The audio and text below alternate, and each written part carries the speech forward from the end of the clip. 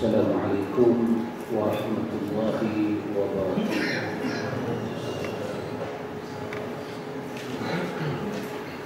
Innal hamdalillah nahmaduhu wa nasta'inuhu wa nastaghfiruh wa na'udzu billahi min shururi anfusina wa sayyiati a'malina. من يهده الله فلا مضل له ومن يضلل فلا هادي له أشهد أن لا إله إلا الله وحده لا شريك له شهادة أرجو بها النجاة يوم يقوم الناس لرب العالمين وأشهد أن محمدا عبده ورسوله بلغ الرسالة وأدى الأمانة ونصح الأمة وجاهد في الله حق جهاده حتى بلغ رسالة ربه. اللهم آت نفسي تقواها وزكيها أنت خير من زكاها أنت وليها ومولاها. أما بعد. إخوة الإيمان إخوة في الدين أعزكم الله وأحبكم في الله. Jama'atul muslimin a'azakumullah. Ahlan ahlan wa sahlan ila majalis al-ilm. Itulah yang diucapkan oleh Nabi ketika melihat para sahabat berduyur-duyur masuk ke kebun ilmu. Nabi menyatakan ahlan wa sahlan wa marhaban bikum, yang mengucapkan selamat datang kepada kebun-kebun ilmu. Karena para malaikat membuka sayapnya nak melindung nasib orang-orang yang menuntut ilmu. Jadi kita pun mengucapkan marhaban bikum ila talabil ilmi. Kita katakan marhaban kepada talabul ilmi, penuntut ilmu. Imam Syafi'i menyebut kepada kita ada 3 hal yang tunjang menyebabkan seseorang itu sukar untuk berubah daripada hak kepada batil. Dalam kitab dia Al-I'tisam dia sebut 3 tunjang utama atau 3 pokok utama kenapa manusia sukar untuk mendapat petunjuk Allah. Dan jemaah sekalian, rasanya ada kot pada zaman kita ini. Antum ada sahabat, antum ada keluarga, antum ada kenalan-kenalan yang kita menceritakan kepada mereka sunnah-sunnah ni, orang kata macam tak tembus. Tembok negara Cina tu pun David Copperfield tembus. Hak ni tak tembus yang sung. Dia konkret hati dia. Imam Syafi'i bagi pandangan, ada kata dia sekurang-kurangnya pada hemah dia, pada pandangan dia, mungkin 3 sebab ni kot, tak pasti. Tapi pada pengalaman dia, ini 3. Satu, dia kata kerana kebodohan yang total, jahil yang total. Maknanya jahil ni murakab. Murakab bahasa Arab maknanya bersusun, bertindak. Dia adalah rajulun la yadri annahu la yadri. Dia adalah rajul, adalah orang yang dia tak tahu kata dia tak tahu. Maknanya dia ingat kata dia tahu, tapi dia jahil, murakab. Pertama, dia tak tahu, itu satu susunan. Yang kedua, dia tak tahu kata dia tak tahu. Itu paling teruk. Yang kedua, kata Imam Syafi'i, kerana dalil-dalil dalam agama dia hurai, dia jumpa, tetapi dia meletakkan akal dia sebagai panduan pertama, maka dia tak dapat bertemu dengan maksud dalil yang sebenar. Macam Mu'tazilah, Qadariyah, Jabariyah, Syiah, bukan mereka tak jumpa dalil, kita jumpa. Tapi apa masalah dia? Dalam dia memberi istidlal, dalam dia mengemukakan dalil, dia letak akal yang nombor 1. Akal dia tak terima. Dalam ilmu dipanggil amrun i'tibari. Dia membuat contoh-contoh yang tak masuk akal. Contoh dia buat tu contoh tak masuk akal. Tapi dia rasa yang tu lah akal. Contoh tak masuk akal. Baik dalam akidah, baik dalam fiqh, baik dalam muamalah, baik dalam ibadah. Dia meletakkan akal itu sebagai dalil nombor satu. Yang ketiga kata Imam Syafi'i, kerana dia mendapat bimbingan daripada hawa nafsu para syekh dia. Artinya kalau dia tak tahu, dia menggunakan akal sebagai masdar yang utama, rujukan yang utama. Katalah dua benda tu kita boleh longgarkan dia. Dia tetap tak akan dapat petunjuk kalau dia ada syekh yang dia jadikan syekh itu sebagai rujukan utama, yang syekh itu memang mengikut hawa nafsu.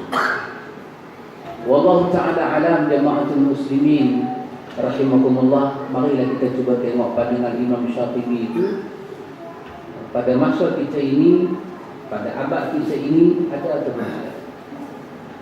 Atau sembanglah dengan macam-macam orang berkenaan dengan sunnah, berkenaan dengan adin, agama ini, dan nanti tengok apa dia punya hujah pada dia. Kalau hujah dia, guru saya kata boleh, masuk dia. Kalau hujah dia kata benda ni bagus apa, akal dia. Kalau hujah dia, sorry ya, kita tak boleh terima, bodoh dia. Jadi dia mesti salah. Ini pandangan Imam Syafi'i dalam kitab dia Al-I'tisam. Jama'atul muslimin, kita melihat kepada teks buku kita pada muka surat 33. Kita malam ini nak masuk berkenaan dengan apa itu salah. Kenapa? Kerana dalam pelajaran akidah Ahlus Sunnah wal Jamaah, perkataan salah itu satu perkataan yang cukup mesra. Ahlus Sunnah wal Jamaah, di antara tanda Ahlus Sunnah, ramai orang mengaku sunnah. Ada orang jadi presiden sunnah, masyarakat orang tak pernah buat lagi, tapi presiden dah ambil dah jawatan. Semua mengaku sunnah. Tapi ikhwan, apakah kita kata alamat kepada Ahlus Sunnah? Melihat pada buku-buku ulama mutaqaddimin, alamat Ahlus Sunnah ataupun syiar Ahlus Sunnah, mereka mengikuti jejak langkah salaf. Ahlus Sunnah tak boleh berpisah hujah dia dengan salaf. Baik, apa itu salaf? Kena tanya. Akidah Ahlus Sunnah, akidah salaf. Prinsip ibadat Ahlus Sunnah, prinsip ibadat salaf.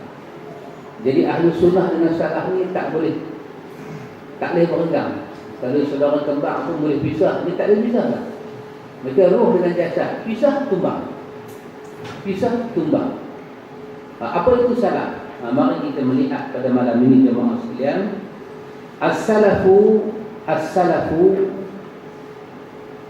menurut bahasa artinya terdahulu, nenek moyang.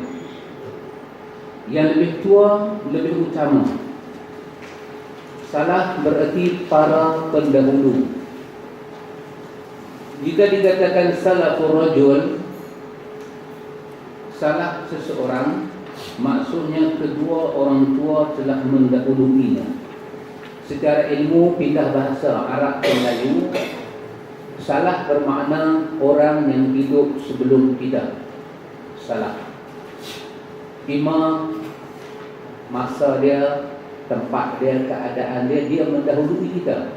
Maka dari segi bahasa, dia kita panggil salafuna. Dia orang yang datang lebih awal daripada kita. Itu dari segi bahasa. Maka kita dengan mak kita salaf kita. Mak kita mendahului kita. Itu yang orang tua terjemah salah dengan makna aku makan garam dulu. Itu salah kita lah tu orang tua. Kita ajak orang tua kita, pakcik, kita sebut pakcik makan garam dulu. Pesan pun tak elok, dulu tak ada ahli jam. Pakcik sebut aku salah kamu. Betul-betul. Dia beranak dulu. Dia tu 46, kita tu 64. Jadi dia salah kita. Dari segi bahasa, generasi yang mendahului kita. Maka Nabi adalah salah untuk sahabat. Sahabat adalah salah untuk tabi'in.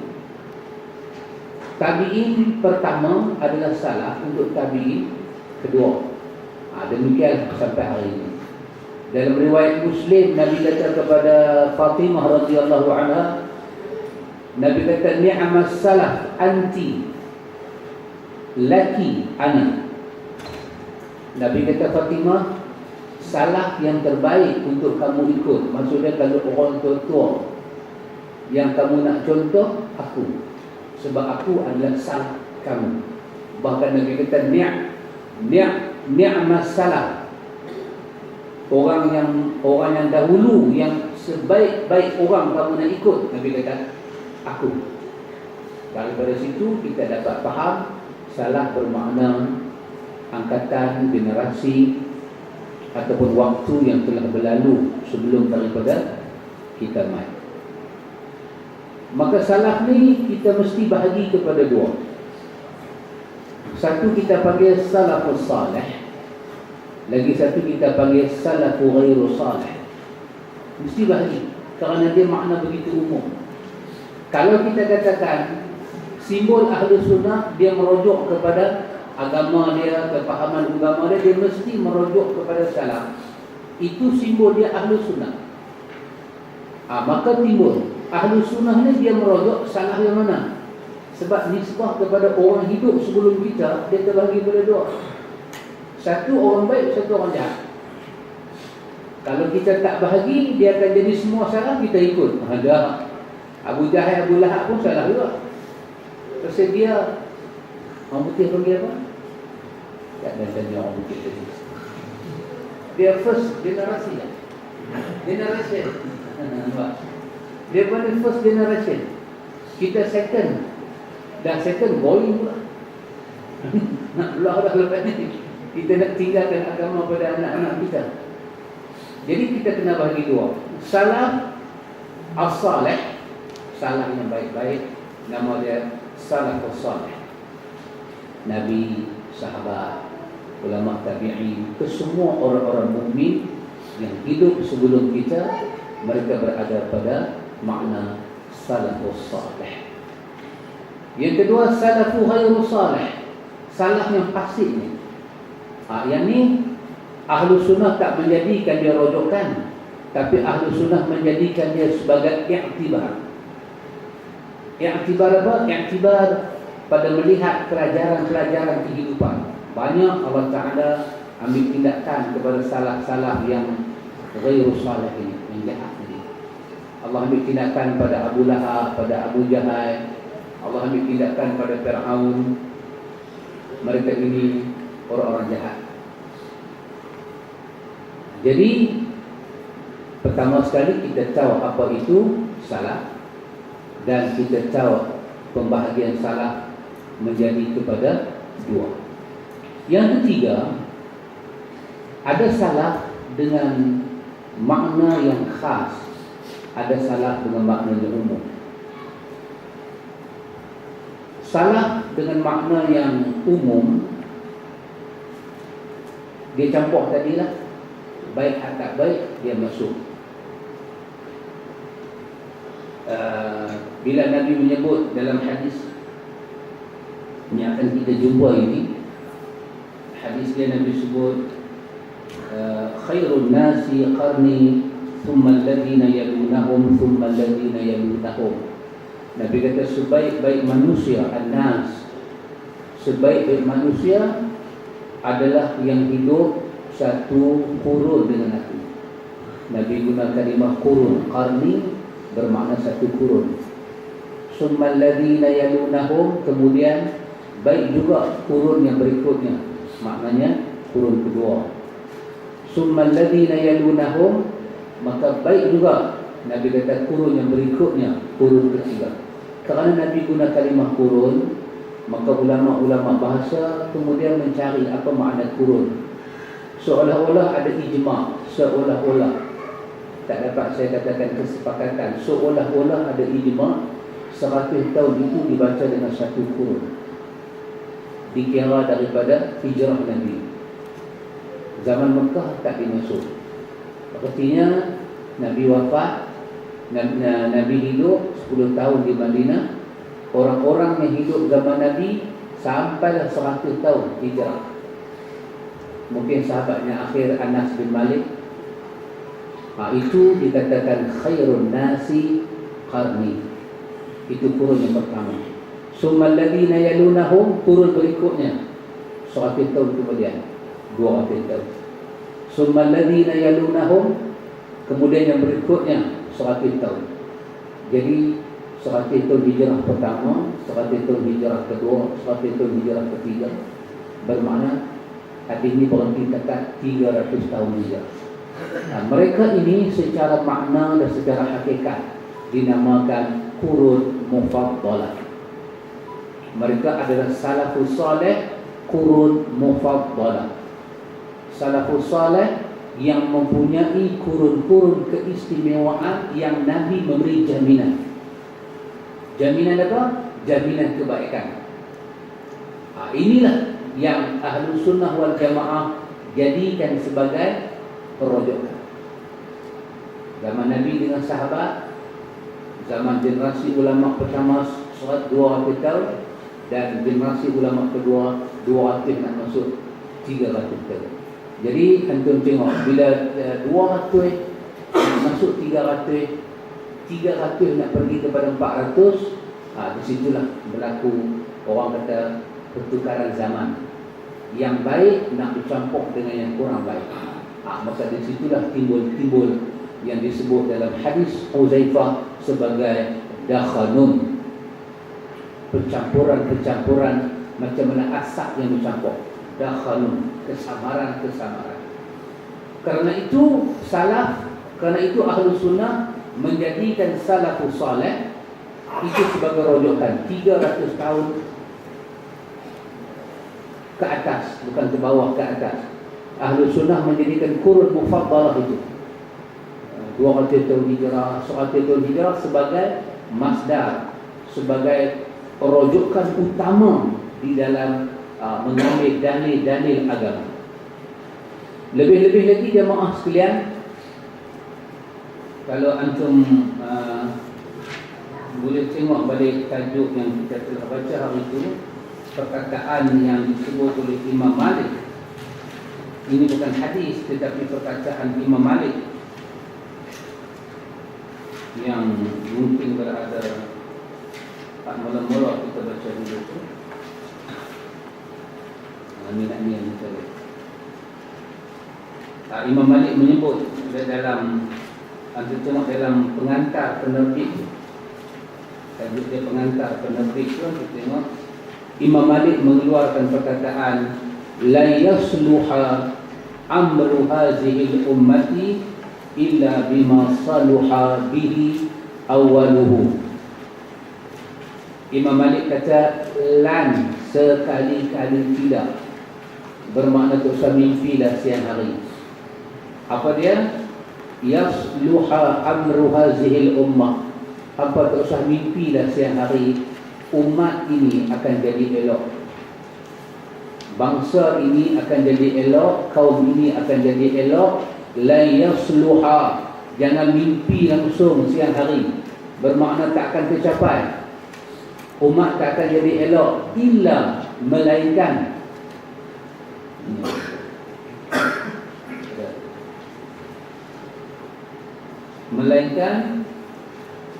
ini bab ni nombor 13, nombor 12 Roman punya tulisan. Kat sini dah guru saya tak masuk kelas. 13 Roman, dia buat X, dia buat I2 Roman. Ada perkataan Imam Malik. Kalau tajuk, antum pergi ke pengantar penerbit. Mula-mula sekali Antum dah tengok perkataan Imam Malik yang masyhur dalam Al-I'tisam pun ada. Tak usah mimpilah bangsa ni nak jadi baik, tak usah mimpi. Melainkan boleh jadi baik, illa itu istisna. Boleh jadi baik, mimpi itu boleh berhasil. Macam mana? Kata dia, bima saluha bihi awaluhu. Kamu kena ambil balik apakah yang telah mengelokkan salah. Itulah yang boleh mengelokkan kamu. Apa yang mengelokkan umat dulu? Umat dulu salah. Sahabat Nabi guna apa elokkan sahabat? Zaman tabi'in, macam mana dia boleh dia elok? Ambil itu, pakai balik pada bangsa kamu. Eloklah bangsa kamu. Bila kamu buang apa yang salah bawa, kamu tak akan jadi elok. Begitulah jemaah sekalian pandangan Imam Malik kepada keperluan kita merujuk kepada salaf. Kita nak menamakan kita salafi ke salafiyun ke, tu bab nombor 2. Tapi yang penting dia apa dia? Bila kita sebut salaf, kita tahu makna salaf. Siapa yang kita maksudkan dengan salaf? Baik, anda cuba tengok muka surat 34 balik.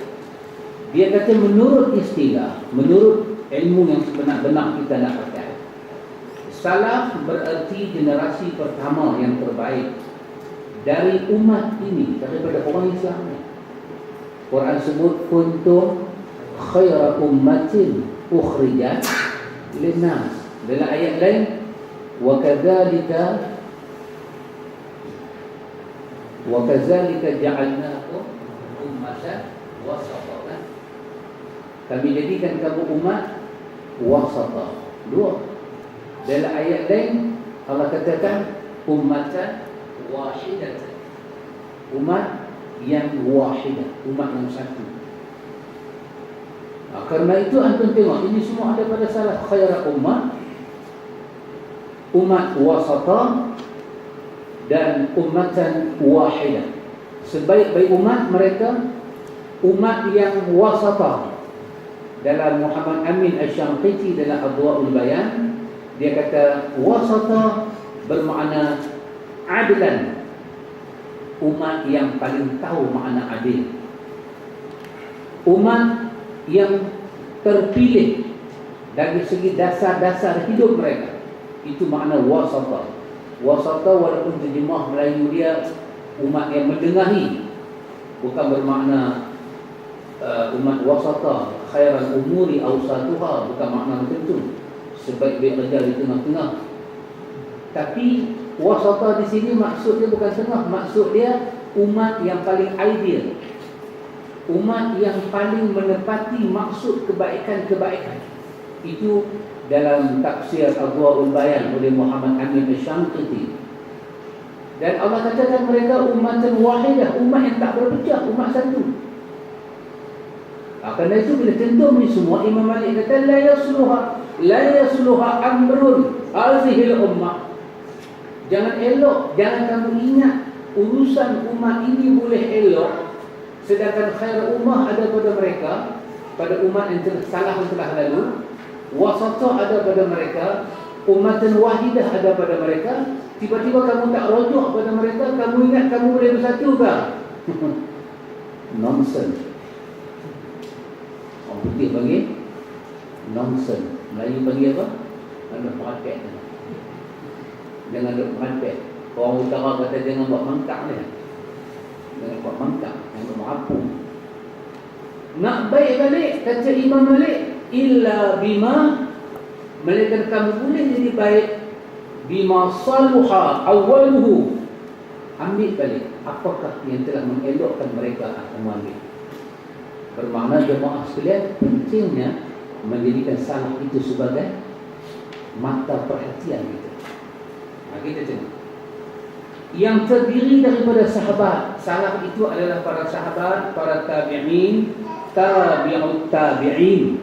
Tabi'in sebagai jemaah, orang yang tak tengok Nabi dah wafat, tapi dia belajar dengan sahabat. Tabi'ut tabi'in sebagai orang yang tak dan jumpa sahabat, tapi mereka belajar dengan ulama yang belajar dengan sahabat. Macam Imam Malik tak jumpa sahabat, Syafi'i tak jumpa, Ahmad tak jumpa, Abu Hanifah dan jumpa belen-belen. Hasanul Basri dia jumpa sahabat. Dia adalah tabi'in pertama daripada umat ini. Dia baik. Abu Hanifah belajar dengan dia. Imam Malik belajar dengan Abu Hanifah. Kemudian mereka ini adalah tabi'in, atba'ut tabi'in, yang mengikut tabi'in. Dan para imam pembawa petunjuk pada 3 kurun generasi masa pertama. Kita abang 3 kurun tadi. Siapa sahaja yang duduk dalam 3 kurun itu, 300 tahun hijrah tak dan turun 400 itu, 300, 200, 100, mereka hidup, mereka berlegar dalam kawasan itu, mereka dipanggil salafus salih. Dengan syarat dia salih lah. Kalau dia Mu'tazilah tak masuk dah dia. Mungkin dia salah dari segi kurun lah bahasa, dari segi zaman, tapi akidah dia kita tak boleh rujuk. Adapun yang keluar daripada 300 tahun hijrah, para ulama sejarah mula memberi gelaran pada mereka khalaf, zaman khalaf, zaman yang keluar daripada kurun yang Nabi jamin ada kelebihan. Dia keluar. Imam Syafi'i dia hidup pada zaman kurun mufaddalah.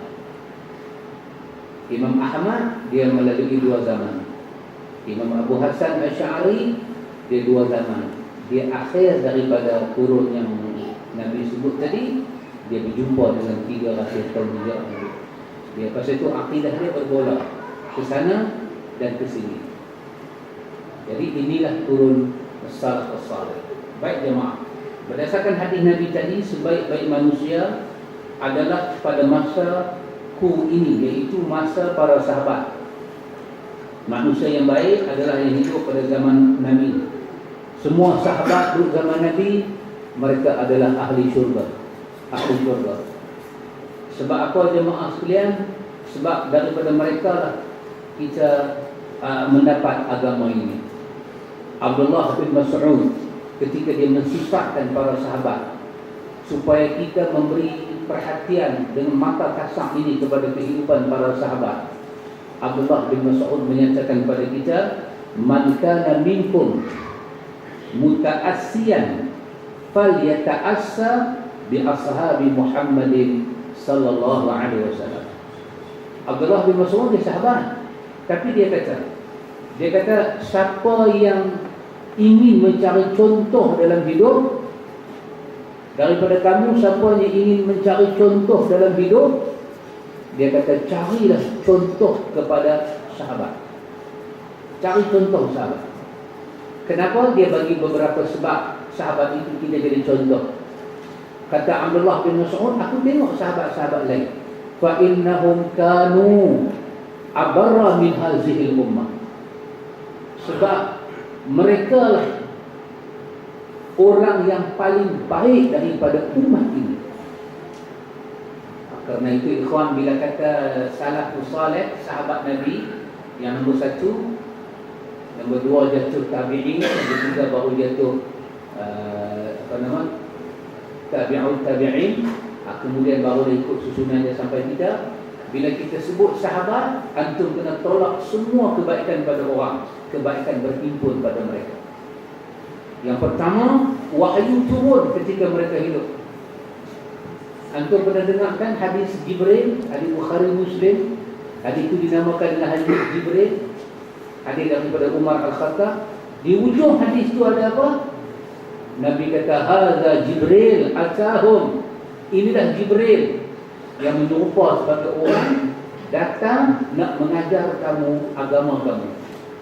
Mana ada orang Jibril yang ikut guru ikhwan? Bohong siapa yang ikut guru dia? Tak ada. Jibril. Mereka adalah orangnya ahsanuha halan.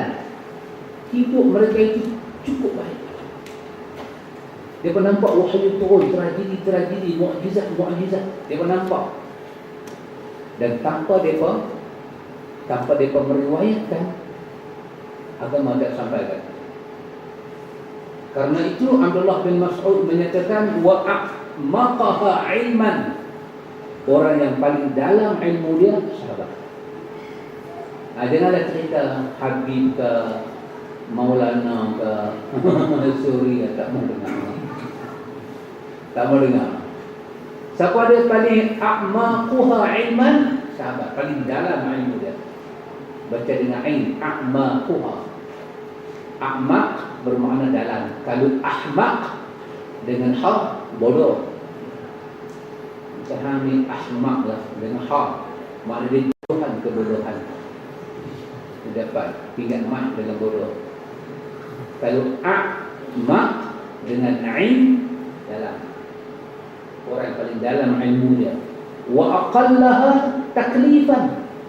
Dia pula paling sikit bagi bebanan beragama pada kita. Sikit paling kurang. Hak lain untuk belajar bukan dengan salah, beban. Sakit satu masalah.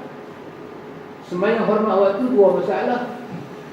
Wudu lagi kena ambil. Bantai tayamum lagi ke atas. Bila sihat kena qada balik. Aman baby. Bila bunyi kita sembahyang doa itu kena qada je tu. Tang suruh aku sembahyang buat apa?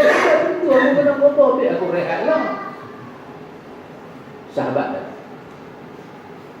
Ada orang mati nak mandi junub, dilupa dalam perang berdarah-darah, orang bagi petua. Hang ni dah kepala pecah. Mimpi pula lagi. Tak ada jalan, no road and no jalan. Hang kena mandi. Macam mana? Ambil ayam zuhur badan kan? Kawan zuhur, tangkap tujuh, petang badan, sakaratul maut, arwah. Nabi kata, siapa yang bagi jawapan ini? Kata Ibn Abbas, ubah kebodohan adalah ilmu. Imam Ibn Qayyim ambil riwayat ini, dia kata daripada hadis ini aku dapat satu benda. Dia menulis kitab daripada hadis ini dan ibu nama kitab itu berdasarkan hadis ini, ada wa dawa. Ubat itu penyakit ada ubat. Ubat yang paling mujarab bagi semua penyakit adalah ilmu. Pasal paling rendah sekali bebanan agama ada pada sahabat. Pasal itu dia rajukkan kita. Mereka ini wa aqwamuha hadiyan, paling luhur. Allah mengisytiharkan jalan yang paling luhur. Kan satu benda kita belajar daripada surah Al-Fatihah, apa dia? Ihdinas siratal mustaqim. Ambil tengok ada dua benda. Ihdina, satu, kita minta apa? Petunjuk. Petunjuk itu dikaitkan dengan siratal mustaqim. Ini kata Ibn Qayyim membuktikan kepada kita petunjuk ada dua jenis. Satu petunjuk yang tak duduk di atas siratal mustaqim. Tapi petunjuklah juga, dia boleh tunjuk kita benda merepek, merapa ni semua, dia tunjuklah. Lagi satu petunjuk, dia siratal mustaqim. Petunjuk, ilmu adalah petunjuk. Kefahaman adalah petunjuk. Majlis ilmu adalah petunjuk. Tapi petunjuk tu ada syarat dia, siratal mustaqim. Ditanya kepada Abdullah bin Mas'ud dalam tafsir Ibn Katsir ketika dia terjemah, dia bagi tafsiran surah Al-Fatihah.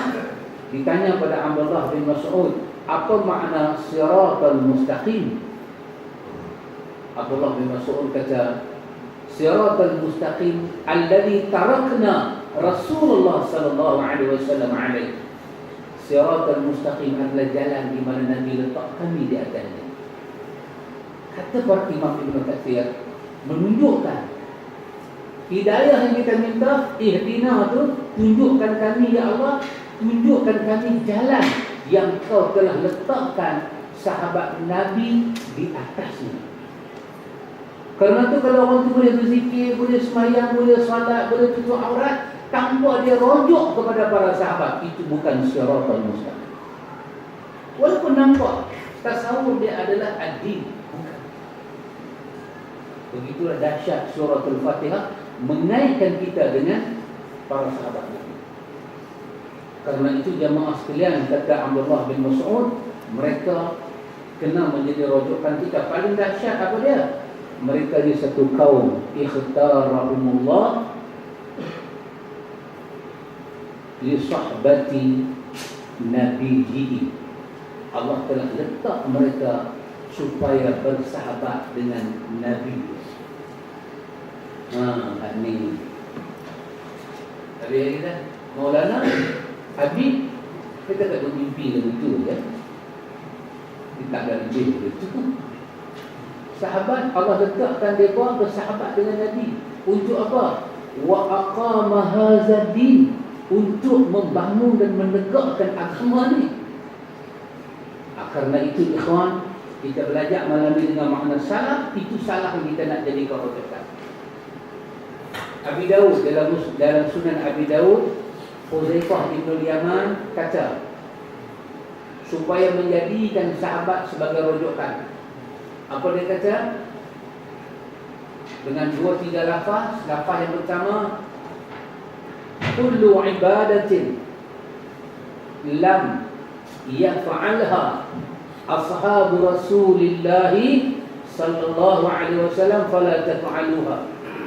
Ataupun lafaz kedua, kullu ibadatin lam yata'abbaduha bi ashabi Rasulillah.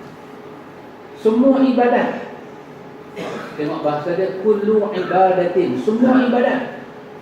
Semua yang dalam otak kamu ingat ibadat, tapi kamu dapati sahabat Nabi tak buat. Jangan kamu buat walaupun kamu ingat dia ibadat.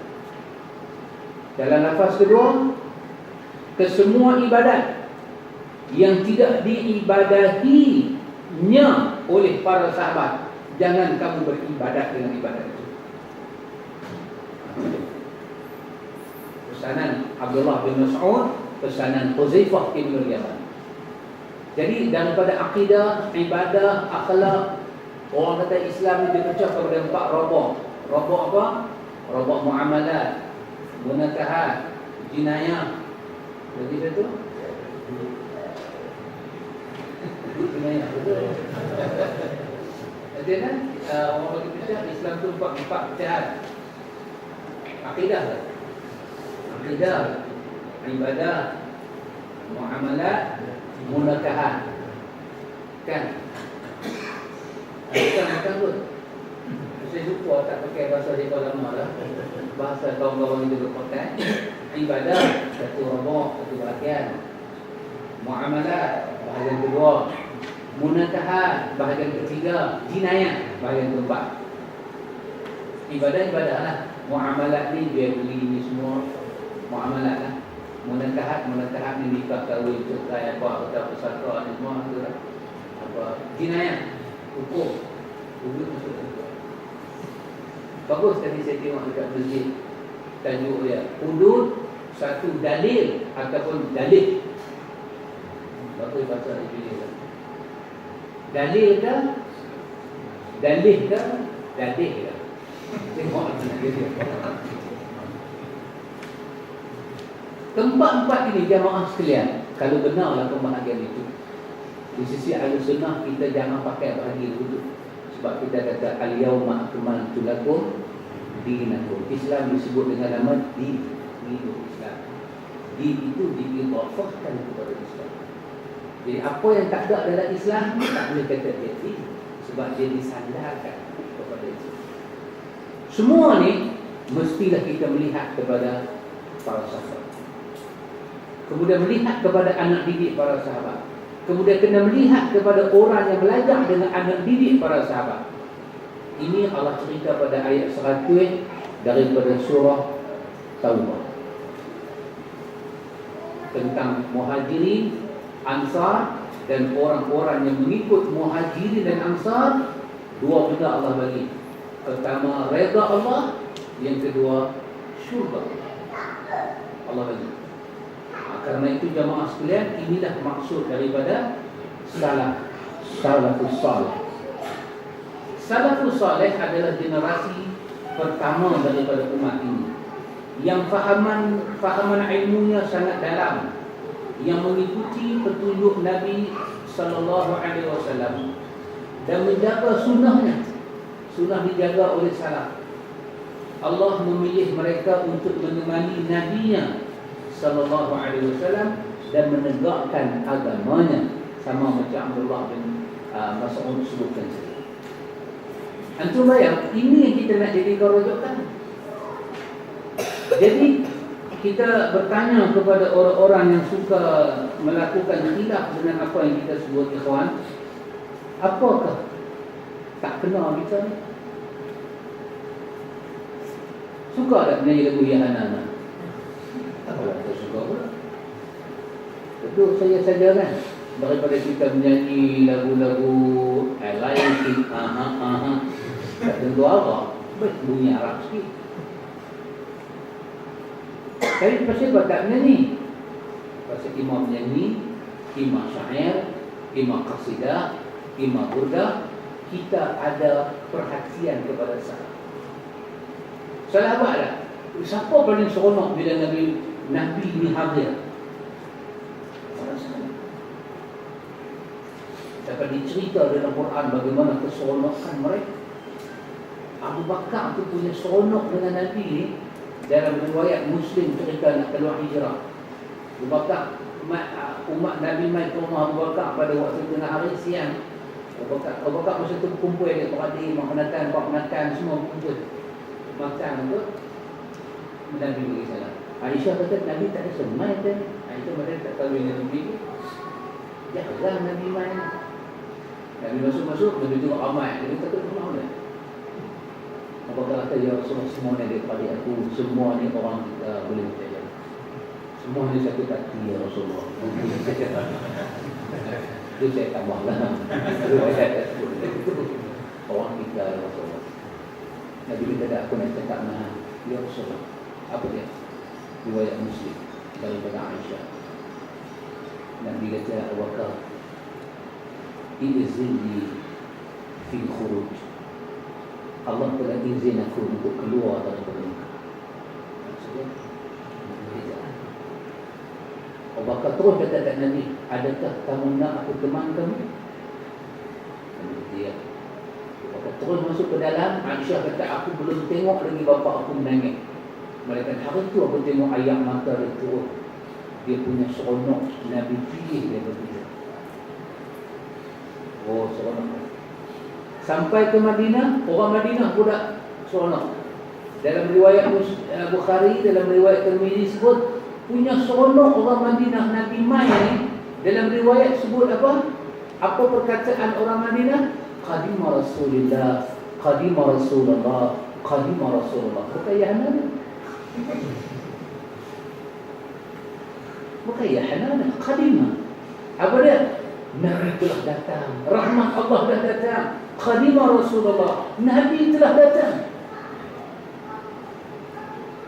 Karena itu, kalau nak letak Hanana tu status lagu, dia lagu, jangan cipta kelebihan bapa. Siapa baca dia malaikat main, oh no. Sorry. Dia bukan selawat, dia bukan apa? Dia satu lagu, macam lagu Walidain ke, Kumpulan Ungu ke. Tak ada apa-apa. Nothing special. Tak ada apa. Yang kena ban wali itu. Wali lain semua bermaharaja lelah. Itu dah wali tak lagi mana. Jadi nak baca. Tapi kena ingat, nelayan Oman balik daripada nelayan, seronok ikan dapat, dia buat beriau juga, dia Hanana. Tapi dia seronok apa? Dia seronok ikan banyak. Kenapa kita tak sebut kalimah-kalimah lain menunjukkan keseronokan kita? Jadi kesemua itu ada kena-mengena dengan apa, ikhwan? Salah menjadi masdar kita, salah menjadi rujukan kita. Dan telah kita terangkan tadi apa itu makna salah. Dalam surah Ali Imran ayat 105, Imam Asy-Syafi'i, Imam Syafi'i dalam kitab dia Al-I'tisam, dia ambil ayat ini untuk menjadi dalil. Sesiapa yang keluar daripada manhaj salafus salih, Allah tak pernah bagi petunjuk kepada dia. Dalam ayat 105 surah Ali Imran, Allah katakan, wala takunu kalladzina tafarraqu wa ikhtalafu min ba'di ma ja'ahumul bayyinat. Jangan kamu jadi seperti orang yang mereka ini berselisih setelah datang kepada mereka al-bayyinah, keterangan. Telah datang kepada kita al-bayyinah, apa dia keterangan? Bukan satu, al-bayyinah, keterangan yang banyak. Siapakah dalam dunia ni jemaah sekalian yang dia rasa nak berbalah dengan kita untuk menyatakan rujukan kita tak benar? Siapa dia? Dan bila kita menjadikan salafus salih rujukan dalam agama, kita meletakkan imam hadis, imam athar, imam khabar, kesemuanya yang sahih-sahih berkata. Bila riwayat itu datang dengan jalan tak sahih, kita tak jadikan dia rujukan, walaupun dia di atas nama salaf. Artinya kita cari yang konkret. Siapa dia yang nak balah dengan kita pada tapak asas yang macam ni? Kita letak syarat, nak buat rumah, tanah tu kena tampul dulu. Bagi konkret, tanamlah kayu bakau ke kayu apa ke. Konkret kan dia? Kata ada orang main jumpa kita, hang buat lagu ni, buat rumah sudahlah, tanah merah. Untuk urusan Allah. Orang patut balah dengan dia, bukan balah dengan kita. Dia ni tak cukup hidup ni. Kenapa balah dengan kita? Itu asas kita. Takkan kita nak cari riwayat bohong tentang Umar Al-Khattab. Umar masuk ke rumah Fatimah bagi salam. Umar kata aku nak masuk. Fatimah kata ni tak ada. Umar kentang pintu. Terbuka pintu. Fatimah tengah mengandung. Pintu tu bidah perut Fatimah. Buka. Kata orang Syiah, inilah Umar Al-Khattab. Takkan kita nak ambil riwayat tu? Riwayat yang mencela salah. Umar adalah salah. Umar kata aku tengok dalam hadis Hasan Sahih riwayat Tirmizi, Anas cerita, Umar tengok makam Ibrahim. Umar kata kalau kita sembahyang kata makam Ibrahim itu bagus. Muncul dia. Jadikan makam Ibrahim itu sebagai mushaf. Anak kata dahsyat Umar. Hebat. Nabi tanya, tahunan Badar nak buat apa? Umar kata, ya Rasulullah, bunuh apa, kami beraya juga ni. Abu Bakar, nak buat apa? Abu Bakar kata, yang mana bijak, kita suruh aja anak-anak kita. Yang mana kaya, kita benarkan keluarga dia, teguh dia. Yang mana miskin, papa ke dana, kita bebas mereka dengan bagi satu peluang. Jangan lawan dah Islam. Kalau lawan lagi sekali kami tangkap, kami bunuh. Nabi dulu betul juga. Kan? Nabi terimalah apa Abu Bakar. Tiba-tiba turun dari Quran. Quran kata, yang nak mau duit mereka nak tebus mereka ni pasal apa? Harap mereka tu bijak mana mereka nak ajak anak-anak orang Islam. Quran kata lebih baik bunuh daripada semua. Setuju Umar. Bagaimana kita nak mencela Umar? Dia salah dan terbaik. Jadi kita jadikan riwayat yang sahih. Mereka bagaimana mereka seronok terhadap Nabi, kita seronok macam tu. Kenapa main maulud kita tak berarak tengah jalan? Pasal salah. Bukan pasal kita lutut sakit ke, gabut ke, tak. Nak lari 100 meter boleh lagi. Boleh lagi, tapi awak tak pergi berarak maulud. Tak ada contoh salah. Tak ada contoh. Besar sampai kecil. Imam baca khutbah dengan jemaat, kita tak angkat tangan dan kita tak kata amin. Kenapa? Susah kan nak angkat tangan. Berapa juta kita rugi kerana angkat tangan tu. Tak ada rugi apa. Siapa tak buat. Tak ada contoh sana. Tak ada contoh. Tengok tadi bagaimana pandangan Imam Malik tentang salafus salih. Bagaimana pandangan Abdullah bin Mas'ud. Syekh mereka kedudukan salaf ini jemaah. Baik. Syekh Muhammad Ahmad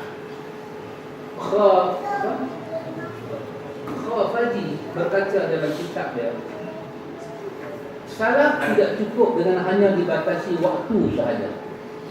Kalau dari segi masa, zaman, kita ni zaman apa jemaah? Kita salah lah. Pasal 300 tahun dah berlalu kan.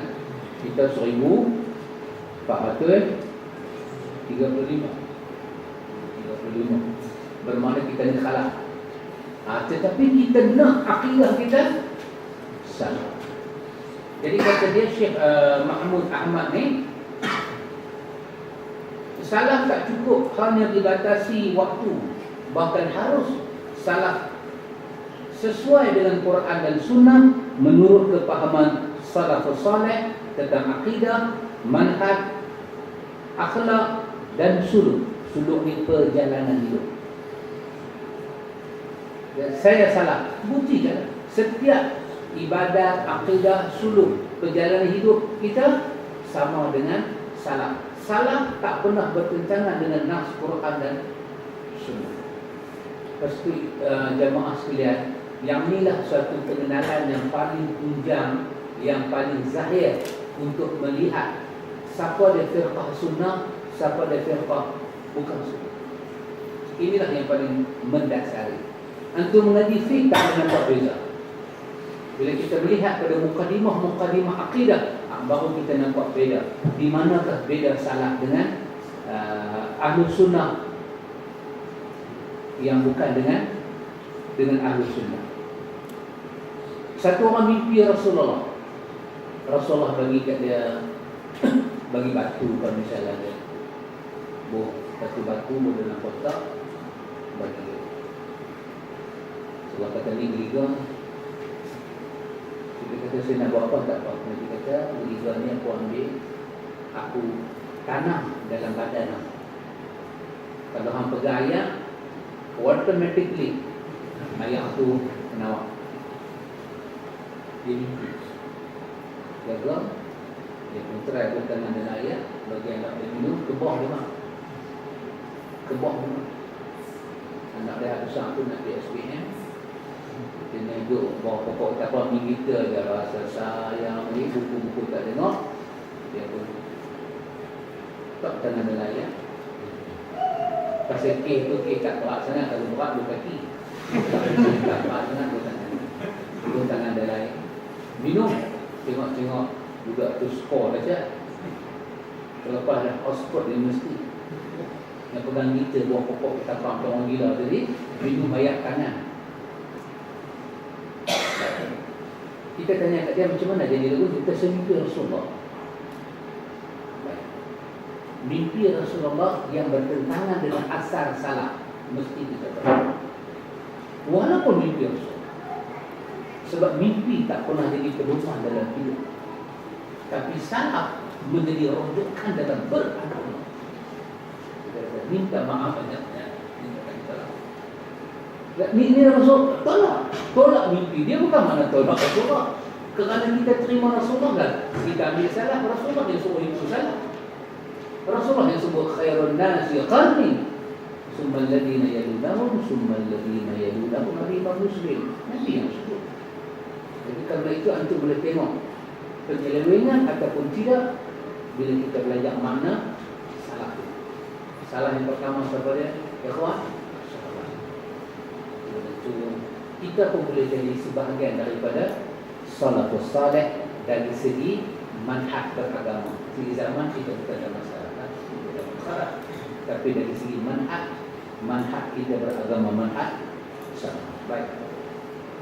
Barang siapa yang pendapatnya sesuai dengan Al-Quran dan Sunnah mengenai akidah, hukum dan suluknya menurut pemahaman salaf, maka dia disebut salafi meskipun tempatnya jauh dan berbeza masanya.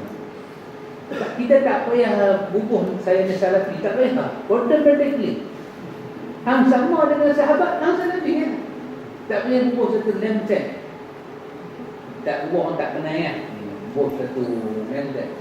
Awak tahu nama saya Halim Salafi. Tak payah. Jangan ya. Tengok-tengok duk hati orang nanti salafi apa. Kita boleh tahu kita salah ataupun tidak. Kita salafi ke, kita salafiyun ke, langkah kita, khitah kita sama tak dengan rujukan. Sama. Dia tak ada nombor siri masuk keluar ke, dia tak ada. Isi satu borang nombor siri 012. Orang tu tak ada. Dia tak ada. Bila-bila saja kita boleh menyeleweng daripada syarat. Bila-bila. Itu satu penjelasan. Sebaliknya, barang siapa yang pendapatnya menyalahi Al-Quran dan As-Sunnah, maka dia bukan seorang salafi. Meskipun dia hidup pada zaman sahabat, zaman tabi'in dan tabi'ut tabi'in. Bila apa dia buat tak sama dengan petunjuk Quran, petunjuk Nabi dan sahabat, walaupun dia duduk dengan sahabat sekalipun, dia tak boleh dianggap. Tak boleh tak?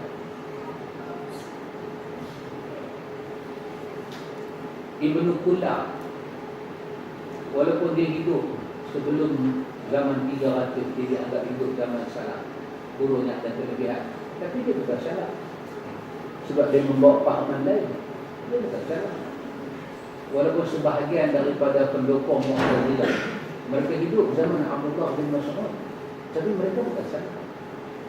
Kenapa? Kerana pandangan mereka, hujah mereka tak sesuai dengan Quran, tak sesuai dengan Sunnah, dan tak sama dengan pahaman para sahabat. Walaupun mereka hidup tengah sahabat, mereka keluar daripada makna meneladani para sahabat. Rasanya inilah kaedah yang adil. Kaedah yang adil. Tanpa lihat bangsa, tanpa lihat zaman, tanpa lihat pekerjaan, semua kita ni ada peluang masuk dalam syurga. Kullu ummati yadkhuluna jannah. Itu saya ada pengalaman dengan Abang Andi, dia makan. Dia kata satu makcik ni, tak tahulah nak kata seteruk ke tak seteruk, tapi makcik itu sakit separuh badan, betul tak? Aku bayang yang saya terfikir yang buat balik pun sampai mimpi makcik itu lah. Terkenang-kenang makcik itu boleh mai dengan uzur semata-mata nak tanya kepada saya apa itu semua.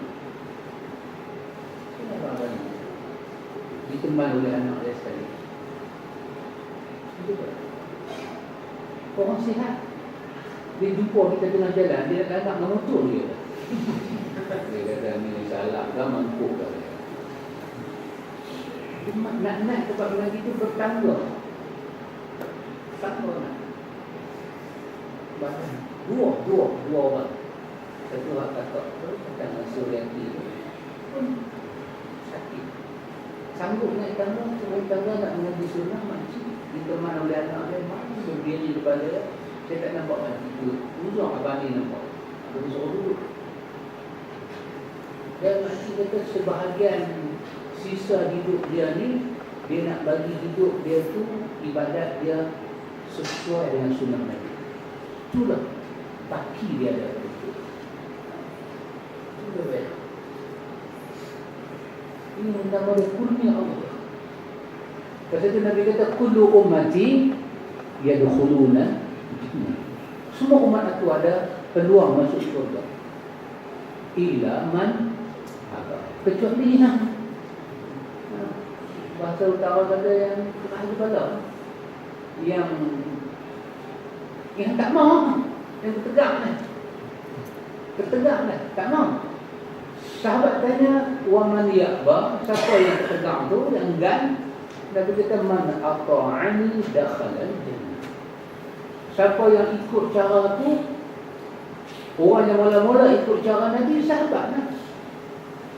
Maka sahabat mengajak ulama tabi'in semua yang Nabi ajak mereka. Ulama tabi'in mengajak ulama yang kedua, semua yang sahabat ajak mereka. Ilmu masih ada amanah cara turun dia. Aliran dia macam ayat terjun, sangat amanah, sangat bersih. Maka kita ikut orang yang ikut Nabi. Nabi itu sampai di syurga. Wa man asani faqad aba. Siapa yang tak mau cara, dia lah orang yang enggan. Ayat Quran kata tadi kan 105 Ali Imran. Wala takunu kalladzina tafarraqu wakhtalafu. Jangan kamu jadi seperti orang ni.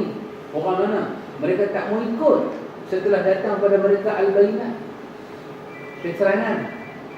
Kalau dah Al-Bayyinat datang, mereka tak mau ikut, apa akan jadi pada mereka? Ayat 50 Al-Qasas turun jawab. Ayat 50 Al-Qasas kata, وَمَنْ أَضَلُّ, siapa akan lebih sesat?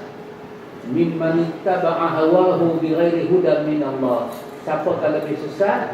Kalau bukan yang paling sesat adalah orang yang tinggal petunjuk Allah, ikut hawa nafsu. Yang Imam Syafi'i sebut tadi kan, kita sebut tadi, apa dia? 3 benda buat orang sesat.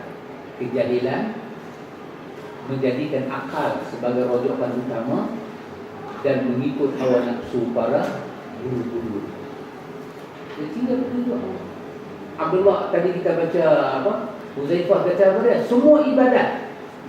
Tapi sahabat tak buat, kau jangan buat. Yang bagi nasihat ni bukan majlis ketua, Huzaifah. Pelik eh? Huzaifah. Kita kata nak cari mana? Buka Sunan Abi Dawud, jumpa. Buka Al-I'tisam, jumpa. Kalau orang, mereka sebahagian orang meragukan apa yang kita jadikan sebagai hujah-hujah, kita sebut nama kita supaya mereka senang cari. Bukan tak payahlah musnad ni kalau susah. Buka Ihya sudah. Dalam bab bab mawa'iz tu, bab pelajaran dan peringatan, Ghazali simpan kata-kata hikmat daripada salaf sampai tabi'in. Penuh menyuruh kita mengikut jalan-jalan hidayah daripada Allah.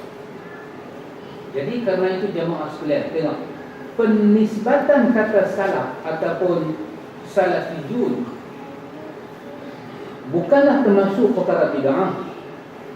Kita sebut kita ni salah kan, orang nanti tengok kan, orang nak mencari elak kan, dia pun semua bid'ah tak membuat, tapi dia buat juga bid'ah. Pasal apa? Dia bernamakan diri dia salah. Nabi pun tak pernah kata Nabi salah. Dia kira dia nak bubuh tu, dia cari kan. Sedangkan kita baca hadis Muslim tadi, Nabi kata apa kepada Fatimah? Sebaik-baik salah untuk kamu adalah aku. Disebut dalam Quran kalimah salah, dalam hadis kalimah salah. Jadi kita menisbah diri kita. Bukan kita buat baju tulis kita salafi. Kita ingat dalam hati, ya Allah, aku nak jadi orang yang mengikut para salaf. Maka bukanlah satu benda yang bid'ah dan bukan benda yang berdosa, tidak.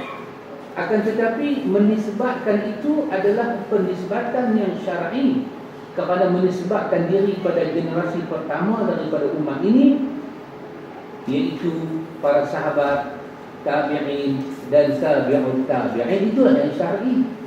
Nas-nas Quran menunjukkan mereka ada kelebihan. Kita ikut mereka, ikut orang yang Quran jamin mereka ahli syurga, jalan mereka betul. Kita ikut mereka. Dengan mengikut mereka ini, Allah memberi rahmat kepada kita. Antum tengok sahabat Nabi dalam hadis Abi Dawud. Dalam hadis Abi Dawud, dalam bab adab musafahah, adab bersalaman, Abi Dawud menilai hadis ini dengan hadis yang sahih. Sahabat tanya Nabi, anda tengok kita menisbahkan diri kita kepada salaf. Ya Rasulullah, macam mana kita nak tunjuk kita ni bila jumpa sama-sama kita ni, kita punya ikrar kemuliaan kan? Saya jumpa sahabat jumpa saya, nak buat ke mana? Sahabat kata, ya Rasulullah, kita berpeluk kan? Jumpa-jumpa kita peluk. Nabi kata tak, kita tak perlu tunjuk kita ni mesra, jumpa-jumpa peluk. Ya Rasulullah, kita cium kan? Jumpa-jumpa cium. Nabi kata tak. Habis nak buat ke mana? Nak tunjukkan. Yahudi ada cara dia kan, bangsa-bangsa dia ada cara dia. Kalau India, dia susun jari wanakam, dia goncang tangan dia. Kalau Cina, kocek. Kalau Jepun, dia macam yang. Jadi kita macam mana? Sahabat tanya, adakah dengan kita musafahah, kita bersalam? Nabi kata, na'am. Ya. Kamu jumpa sama-sama kamu, tunjuk kita punya apa? Keseronokan kita ni dengan bersalam. Bila kita salam dengan dia? Bila jumpa. Bukan lepas sembahyang. Yang tu memang duk jumpa dah. Assalamualaikum warahmatullahi wabarakatuh. Assalamualaikum. Dah, itu bukan dia. Ini ada masalah. Dia jumpa kita pergi ke rumah dia salam. Nabi kata apa? Bila kamu salam tangan sahabat kamu, sebelum kamu lepas tangan dia, Allah gugurkan dosa-dosa kamu. Maka para ulama hadis menyebut bagaimana kita menghormati ulama salaf kita. Dalam kitab Mawsu'ah Fiqhiyah ditulis oleh anak murid pada Syekh Albani. Mawsu'ah ni macam ensiklopedia. Dia kata berdasarkan riwayat-riwayat yang ada, kalau antum pergi ke situ, dia masuk ke riwayat-riwayat yang begitu banyak. Kita dengan salah, kita mengambil contoh salah. Sebagai anak kepada mak bapak, kita hormat mak bapak kita dengan kita cium kepala mak bapak kita. Ini amalan salah besar. Kita pegang pipi mak bapak kita, kita cium atas. Hormat. Memang orang Arab buat begitu. Cuma orang Melayu mak bapak dia geli-geli mari dia buat apa? Dia nak malu. Dah, itu cara salah besar. Berdasarkan riwayat.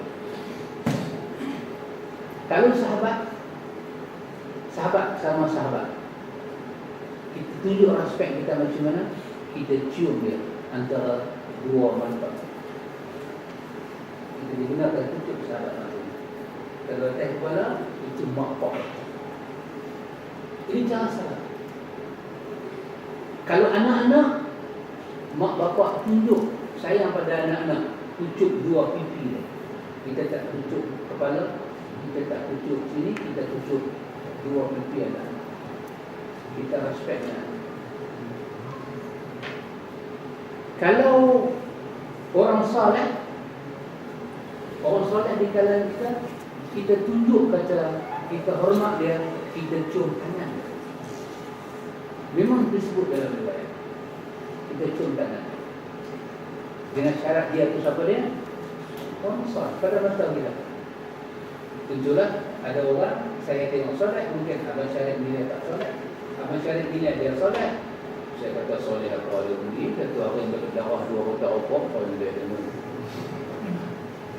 Ada larangan jangan mengkucuk tangan orang saya. Tak benar. Riwayat ada. Jadi jamaah sekalian, di atas apa dia? Salafus. Kita dengan isteri kita, amalan salafus salih. Kita baca baru di masjid apa? Di masjid Al-Mustaqim yang sebut sampai sana. Nabi ajar kita. Nabi kata dekat Muzaifah, kenapa kamu tak kahwin anak dara? Nanti kamu boleh baca ayat liak dia rasa ayat liak kamu. Maka ulama salaf kata berdasarkan hadis itu, tanda kita tunjuk hormat dan sayang pada diri kita, kita cium mulut. Itu amalan salaf besar. Tengok di muka pula ni. Ni dia buat mangkak pula kat aku. Dengan rokok anggota dia nak jaga lah, jangan sokok. Bosok gigi. Kesemua pasal Nabi kata pada Jabir, kamu rasa ayat liak dia rasa ayat liak. Kalau kamu kahwin anak dara ni, susahlah. Sekarang anak janda ni, kamu mungkin dia malu, tapi anak dara tidak. Masuk kepada jalan salafus salih, ada jalan. Jangan kita kenal. Kalau kita jumpa satu kawan yang lama kita tak jumpa dia, tengok-tengok mungkin dah masuk 5 tahun, peluk. Hari-hari dia jumpa tak boleh peluk kan? Tinggal 5 minit dia peluk, lepas orang peluk, bagi salam peluk, dia tengok kita, dia terlari dia peluk, tak peluk awak kan? Jadi kita peluk dia, orang dia kata so long, oh night long, lama tak jumpa dia, kita peluk kan? Kita tanda kita hormat. Macam orang balik Mekah ada riwayat menyebut orang balik Mekah dalam 3 hari, orang balik umrah, balik tanah suci, mereka ni bersih macam mana mak bapak melahirkan mereka. Maka sunnah kita perlu. Baru balik dah, di berapa hari dah balik? Setahun 4 bulan. Ni dia balik-balik ni orang kata batuk pun bunyi Arab. Walaupun dia Jawa, tapi batuk tu bunyi mana dia batuk. Sebiji macam sudah isi. Jawa dia batuk. Dia baca Quran bunyi Jawa lah. Tapi dia batuk tu ada lagi. Apa tu? Ini ikhwatul iman jalan saja. Tidak mereka cara, tetapi semua cara ni wujud di dalam sunnah Nabawi. Sunnah Nabawi. Kerana itu ikhwan, cara salah itu mesti didedahkan kepada orang. Bukan sembahyang saja, bukan puasa saja, tapi dia adalah akwal. Apa dia? Suluk. Apa makna suluk? Perjalanan hidup. Perjalanan hidup kita. Begitu baik. Ini ahlu sunnah wal jamaah dikatakan juga sebagai salafiyun. Ahlu sunnah paling layak dinamakan sebagai salaf, karena mereka mengikut manhaj salafus saleh dari sahabat. Yang benar-benar ideal ikut sahabat ni ahlu sunnah ikhwan. Legenda. Kalau mai daripada Syiah, dia tendang semua. Antum mai kepada lain daripada Syiah lah, Qadariyah ke siapa ke, mimpi cukup kuat. Dan dia tak pernah mimpi sahabat. Dan kalau sahabat pun, saya kata tak bersyarikan kata rambut Nabi dia berjumpa. Tak silap saya jumpa kot jumpa rambut tu. Rambut siapa dia berjumpa? Rambut Nabi. Tapi antum tak ada jumpa kan. Saya cerita di sini dah. Rambut Nabi satu. Lepas tu jumpa rambut siapa? Rambut Hasan. Lepas tu jumpa secekak rambut Husain. Jumpa sikit rambut Fatimah. Antum boleh agak siapa yang jumpa? Tahu dah dia jumpa. Rambut Aisyah tak ada. Rambut Bakar tak ada. Semua rambut bobok tu. Kita boleh tahu dah siapa yang jumpa. Tak pernah jumpa. Awak masa di Hudaybiyah tu Abu Bakar tak jumpa. Dia pun cukup tahlul daripada umrah. Rambut dia pun jatuh ke bumi. Bahkan kesemua ahlu sunnah tahu dalam susunan ahlu sunnah, manusia yang terbaik setelah Rasulullah adalah Abu Bakar. Abu Bakar takkan dia tak bersabar. Bukan dia pakai topi Jawa. Tak jumpa banyak jumpa. Tak pernah jumpa sahabat dia. Yang jumpa Nabi. Okey dah Nabi. Betul. Hasan, Husain, Ali, Fatimah. Aisyah. Aisyah tak ada jumpa bumi kelas.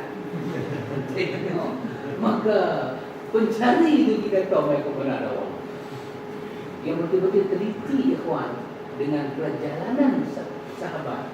Hanya ahli sunnah. Hanya ahli sunnah.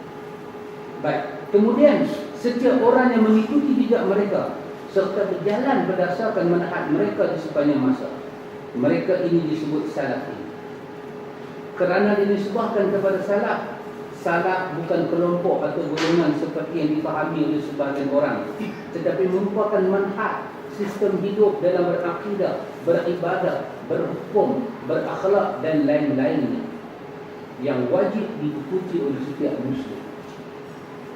Salah bukan macam orang faham. Kami salah, hampa bukan salah. Dan salah kita tak dapat keluarkan orang daripada salah. Dia yang keluarkan diri dia.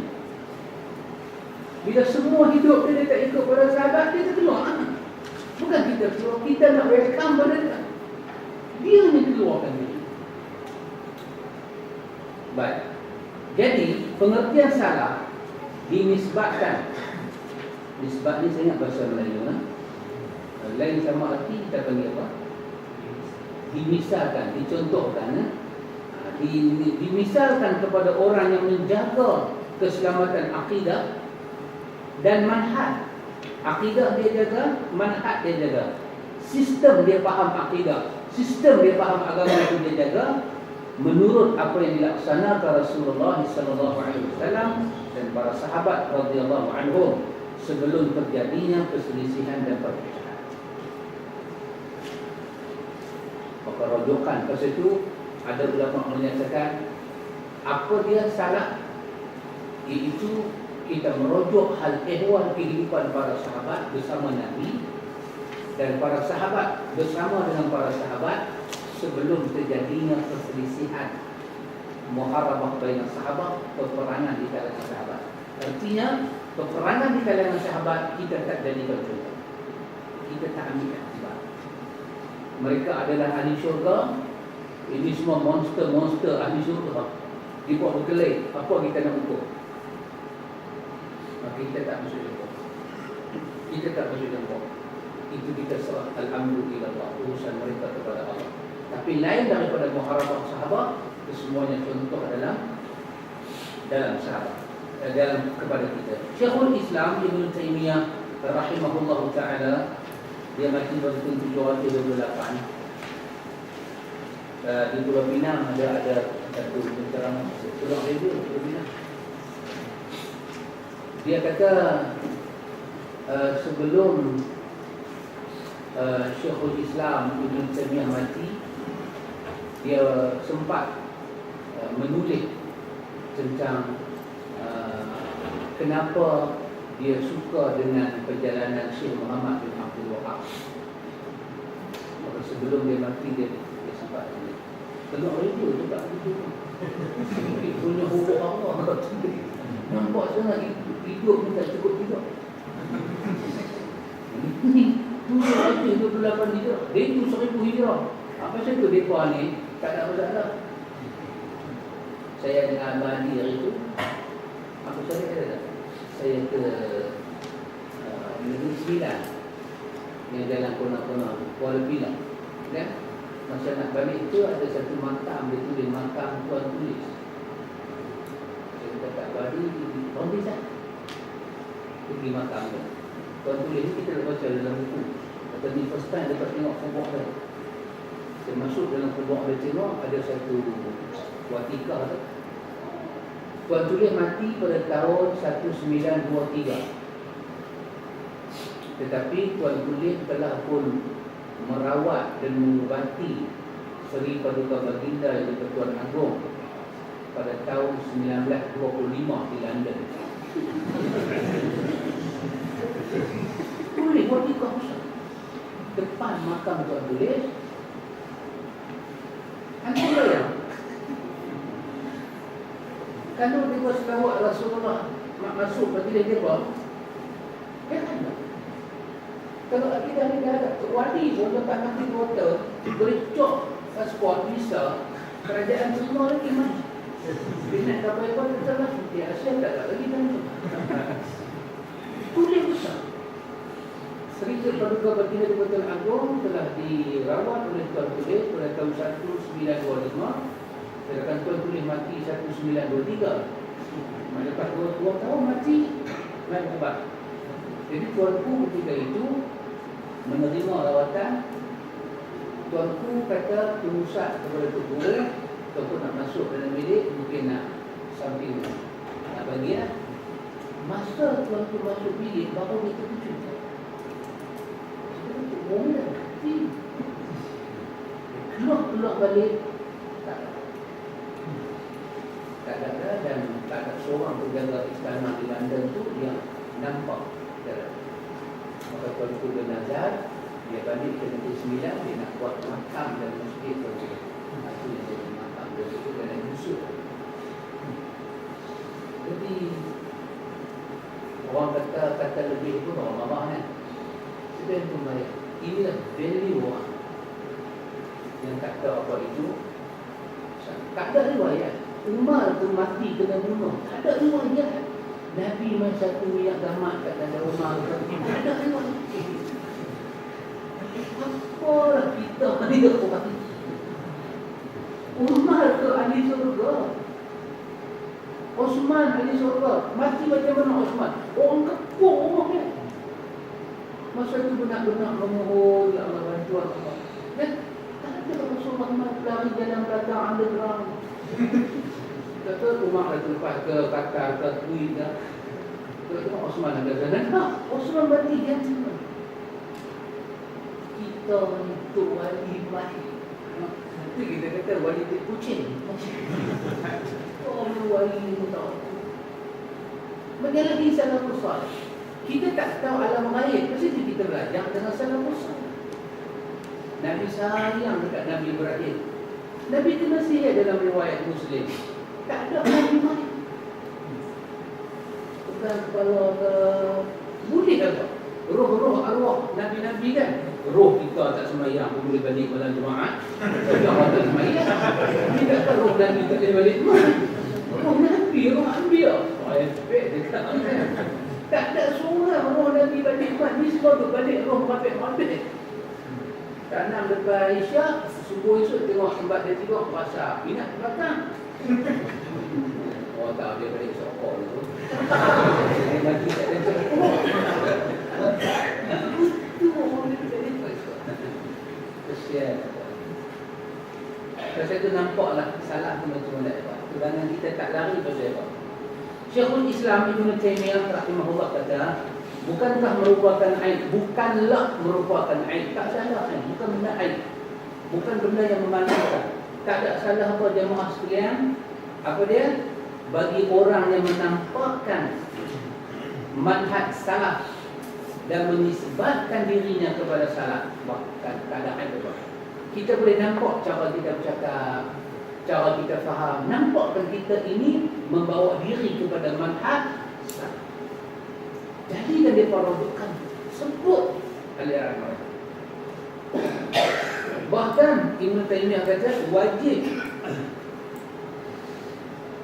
menerima yang demikian itu berdasarkan kesepakatan para ulama. Itu adalah wajib jemaah sekalian. Baik, tadi ni muka surat 35 tu dia kata Syekhul Islam Ibn Taymiyah rahimahullah wafat pada tahun 728 kan.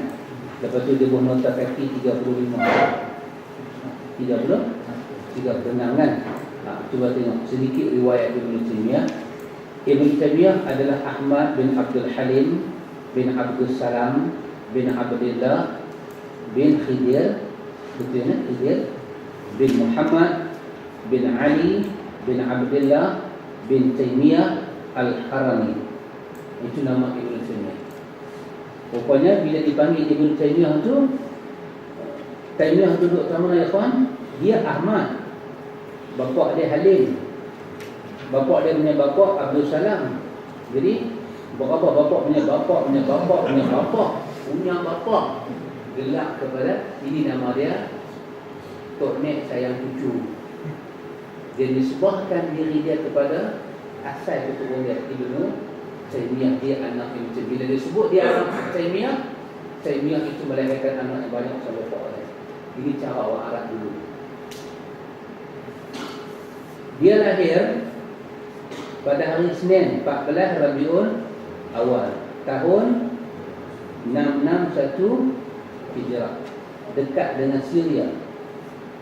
Dia seorang ulama yang dalam ilmunya luas pandangan dia, pembela Islam sejati dan mendapat julukan Syekhul Islam. Jemaah, bukan dia yang kata dia Syekhul Islam, orang bagi kat dia. Bukan masa tu pasal ada tokoh mahal hijrah tak ada apa-apa kau. Musuh, kawan, lawan, semua hijrah, ilmu dia. Dan kalau kita nak tahu ilmu dia, bacalah Majmu'ul Fatawa. Oh, Allah. Tak sempurna ilmu kalau tak baca Majmu'ul Fatawa. Tahu dah ilmu dia. Kerana hampir menguasai semua disiplin ilmu, orang bagi dia Syekhul Islam. Beliau termasuk mujaddid abad ke-7 Hijrah, menghafal Quran sejak masih kecil. Beliau rahimahullah mempunyai murid yang alim lagi masyhur. Antara murid beliau Samsuddin bin Abdul Hadi. Dia meninggal pada tahun 744. Samsuddin Al-Zahabi, Imam Zahabi.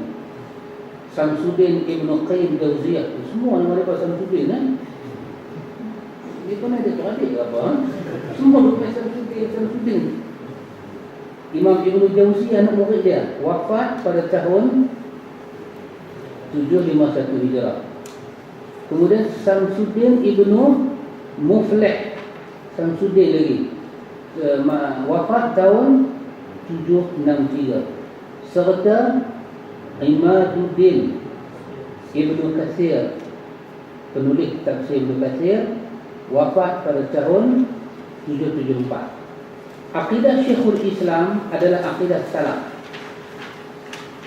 Dia bukan hidup dalam masalah lah. Dia beranak 661 tadi. Dan dia bukan salaf. Turun bukan salaf, tapi akidah dia salaf. Beliau Ibn Taymiyah seorang mujaddid yang berjuang untuk menegakkan kebenaran. Beza kan? Orang menegakkan kebenaran dengan berjuang menegakkan lain daripada kebenaran. Orang menegakkan kebenaran tak pernah tersasul dalam keputusan. Orang yang menegakkan apa-apa, dia tersasul lah. Dia patah balik, dia pergi balik, dia boleh jadi kemungkinan lah. Dan saya balik sini. Saya tak boleh terang-terang. Mamak tak ada terang-terang. Jadi tak takut sangat. Baik. Tetapi kamu nanti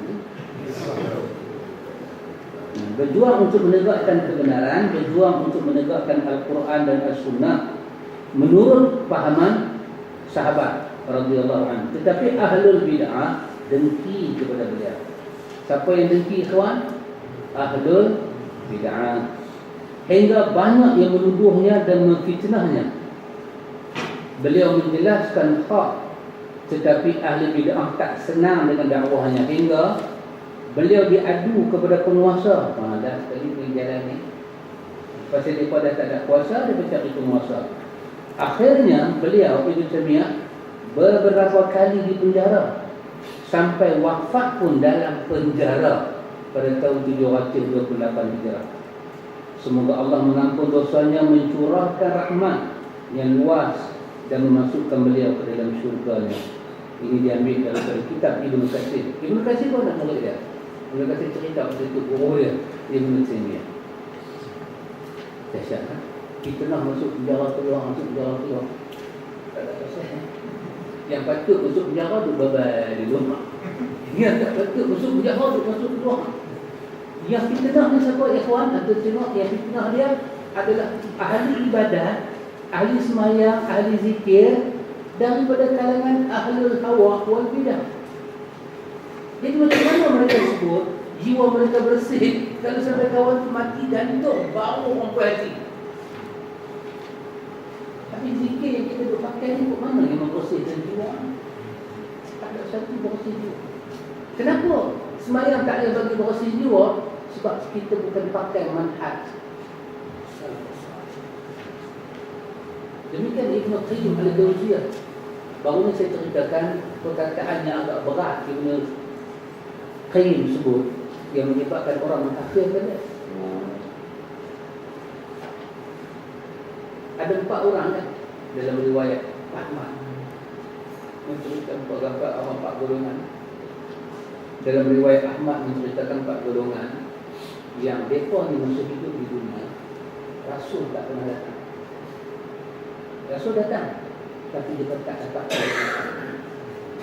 Kita akan baca riwayat itu. Satu siapa dia? Rajulul Haram, tua bangka. Bahasa buku Fikun. Bahasa utama dia kata tua kutuk tak sedap diri. Macam Nabi kata Nabi bahasa kan, tua kutuk tak sedap diri. Sanggup kau nikahkan anak kau dengan Nabi yang tolak pinangan itu supaya kawan mimpi. Orang tua Fikun dah suar lah. Apa tua Fikun? 70 naik kaca rumah dia. Anak bercerita apa kan? Pakcik, Nabi tak buat tahlil. Dia tak boleh faham dah.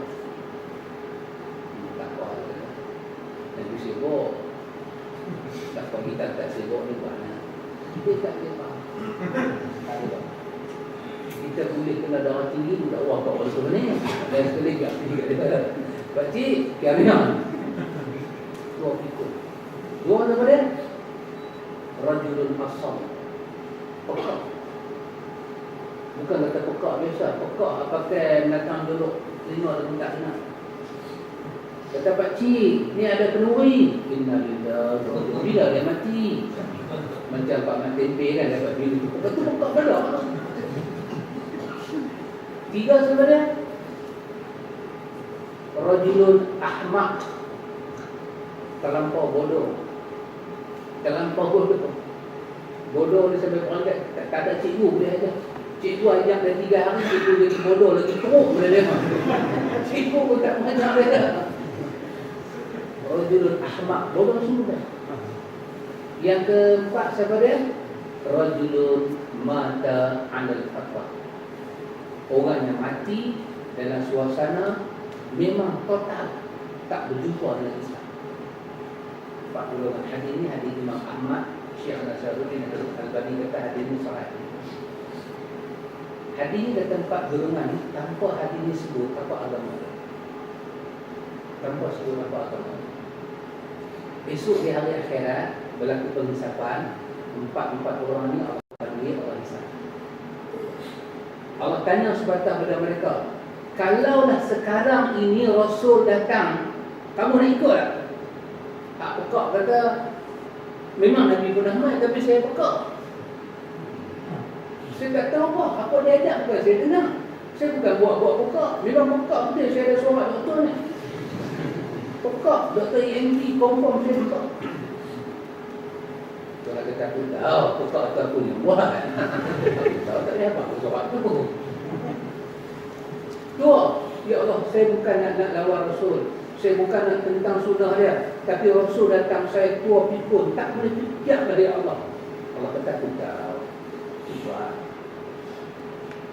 Yang bodoh. Saya bodoh, aku tahu. Yang bodoh, tak menang aku tahu. Jangan pelemah aku boleh. Yang bodoh, dekat menang aku tahu.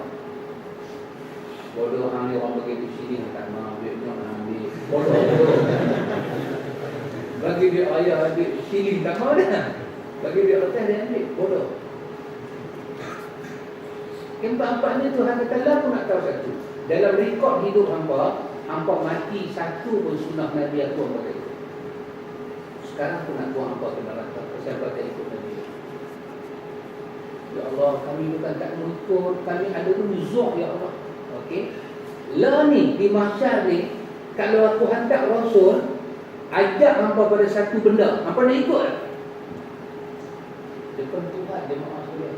Semua kata dia Allah kata dia. Mereka ni tak kira bangsa Islam ke kafir. Allah nak ikut. Maka Allah panggil seorang Rasul datang kepada 4 golongan ni. Satu golongan berapa ramai orang? Mungkin di mana kita 4 golongan. Okey, Allah kata kepada Rasul kata sesuatu kepada dia. Allah wahyukan kepada Rasul pun kata, 4 ni semua jadi nak ikut Rasul ni. Tiba-tiba Rasul kata, ke semua hangpa ni yang janji nak dengar cakap aku, lah ni aku nak buat satu benda. Semua hangpa tanpa kecuali seorang pun, semua pergi masuk neraka. Aku kok dan buat kok boleh tadi. Bodoh boleh, hak tu buat pikun boleh. Ada nak buat dengar masuk neraka. Allah kata, hampa janjikan nak dengar cakap Rasul aku, maka sebahagian daripada mereka masuk melulu ke neraka. Yang sebahagian tak mau masuk, dipaksa dan diikat mereka masuk ke neraka. Apabila mereka sampai ke neraka, mereka dapati neraka itu sangat sejuk dan suasana. Kerana Rasul tidak akan membinasakan. Di kalangan mereka itu ada Muslim, ada yang tak ada agama, ada yang kafir. Maka berkacalah Ibn Qayyim, inilah anugerah Allah kepada orang kafir yang tak perlu tahu pasal Islam, akhirnya dia akan masuk ke neraka. Tapi kafirnya mana? Yang pekak. Yang bodoh boleh cakap kita perlu sikit. Yang mana? Yang tak sampai langsung dakwah Islam. Yang mana? Yang tua itu. Memang yang dari Cina, duduk di Malaysia, sepakat Arab Melayu juga. Duduk pula tahu nak itu bukit. Jumpa ada bila kerajaan nak tolak bukit jumpa. Kerajaan nak tolak bukit buat projek baru jumpa dia. Dia cakap Cina, kita ada cakap Melayu. Dia buang mencai, untuk buang mencai, kita ada kata dia keturunan apa ni, Hindu atau Samurai. Nak cakap Islam apa kata? Bangsa Cina pun mati 80-90 tahun mati. Dakwah yang mereka tanam saya. Yang mereka bangkit pagi tanam saya. Ambil saya bagi-bagi motor umat, jual kat motor tu, motor tu jual lagi, saya tak apa. Besok terang pergi. Bila Ibn Qayyim kata sebahagian orang kafir yang boleh masuk syurga, ulama-ulama ahli bidah cop Ibn Qayyim kafir. Kenapa dia kafir? Quran kata kafir kekal dalam neraka. Ini kekal. Tapi yang mana? Yang masuk syurga ni yang mana? Di kalangan kita kadang-kadang dia Syiah kan. Dia bukan nak jadi Syiah. Dia pada kecil dah Syiah. Daripada dalam rumah dia ada nyanyi lagu Syiah. Duduk di dalam lagu Syiah. Besar sekolah Syiah, sekolah Syiah, rendah Syiah, menengah universiti. Duduk pula negeri Syiah. Siaran sunnah tak ada langsung. Sampai umur tua meninggal. Mati, Allah hisab. Allah hisab. Dia sembunyi ilmu ke? Dia tak sembunyi ke? Tuhan yang tahu. Innaka antal allamu. Allah yang tahu kita. Kata Ibn Qayyim, bila aku kenangkan betapa besarnya rahmat Allah, aku menangis dan bersujud kepada Allah supaya Allah memasukkan aku muda. Tapi sebagai orang tak macam itu. Kita pun tak berani abang-abang yang bahas sini adalah saya semua muka ahli sunnah wal jamaah. Kan kalau dia abang tempat lain, dia balik jaga abang sekali, dia tak payah main betul. Jadi jamaah sekalian wajib, bahkan wajib menerima demikian itu berdasarkan kesepakatan para ulama, kerana manhaj salaf tidak lain kecuali kebenaran. Itu pelajaran kita malam ni, apa makna salaf, pembahagian salaf, kepentingan dan kewajipan kita mengikut salaf. InsyaAllah setelah kita tahu makna salaf, barulah kita akan tengok pertemuan kita akan datang, apakah makna ahlu sunnah wal jamaah. Jadi antum boleh nampak apa kaitan ahlu sunnah dengan salaf. Ahlu sunnah adalah nama golongan yang menjadikan salaf itu sebagai rujukan utama mereka. Jadi macam mana pula kita dapat nama ahlu sunnah? Ini pelajaran kita pada bulan yang akan datang, insya-Allah. Wallahu a'lam.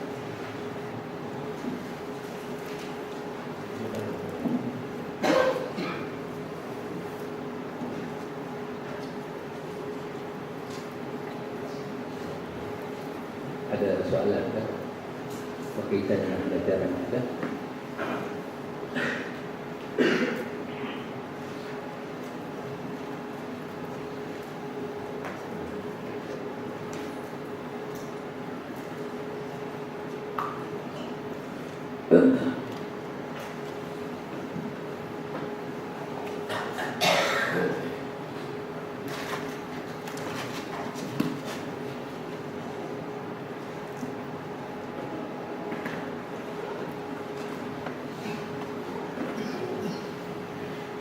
Wallahu ta'ala alam. Ada larangan dalam Al-Quran untuk menghalang seseorang beriktikaf. Wallahu ta'ala alam. Dari segi larangan kita tak jumpa. Cuma kita jumpa dari segi bila orang itu telah pun beriktikaf, ada beberapa benda yang dia tak buat.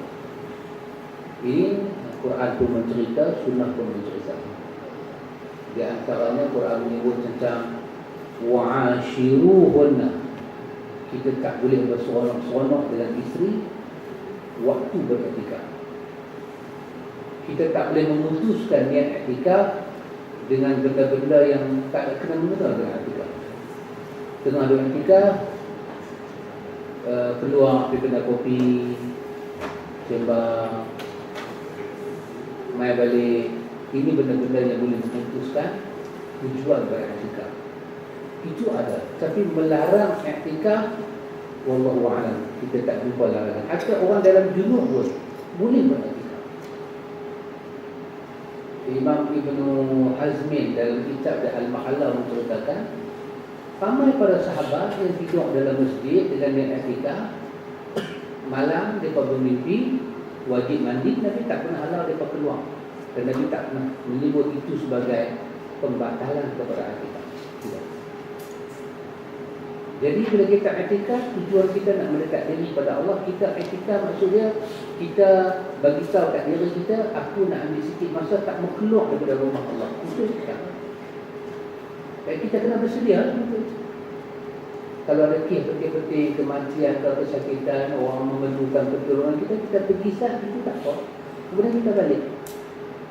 Ini patang apa? Pergi kedai kopi. Duduk 2 jam. Nama iktikaf, tak apa. Itu bukan iktikaf. Itu. Bagaimana dengan sebahagian masjid dan surau yang kunci ada dasar kesekulian yang tinggi? Wallahu ta'ala alam. Masjid ni orang main curi pasal kosong. Pernah ada orang curi barang masjid tengah orang ramai. Tengah sembahyang Jumaat, dia ambil haluan, curi tabung besi tu. Cuba buat tengok. Pasal sunyi apa masuk. Jadi nak bagi ni, buatlah masjid iktikaf. Jaga masjid elok. Kalau dia nak masjid Madinah pun kunci juga. Lebih-lebih ada makam Rasulullah. Takut 24 jam kawan dekat buat ajan lain, dia pergi menghadap kubur Rasulullah. Pasal apa? Nuh dia nak pergi Mekah hari tu ni, kawan satu kampung tengah jalan. Sikitnya nama dia tulis. Dia pakai apa? iPad duduk depan Rasulullah. Tolak satu nama, tolak satu nama, tolak satu nama. Tu Arab tak boleh tahan. Tengok dia. Terkunci 10, 11 dia tutup. Saat ni 3, 4 lagi. Dulu lah dalam ni saya tak tahu. Duit yang habis digunakan untuk berdakwah, boleh guna duit untuk berdakwah, mana sabar. Yang mana sabar, ustaz mai ceramah di masjid, kita fikir kita nak bagi duit minyak kat dia, ya pemberian yang mana sabar. Kita fikir-fikir, kita kata untuk satu ustaz kita bagi 200 dengan GST.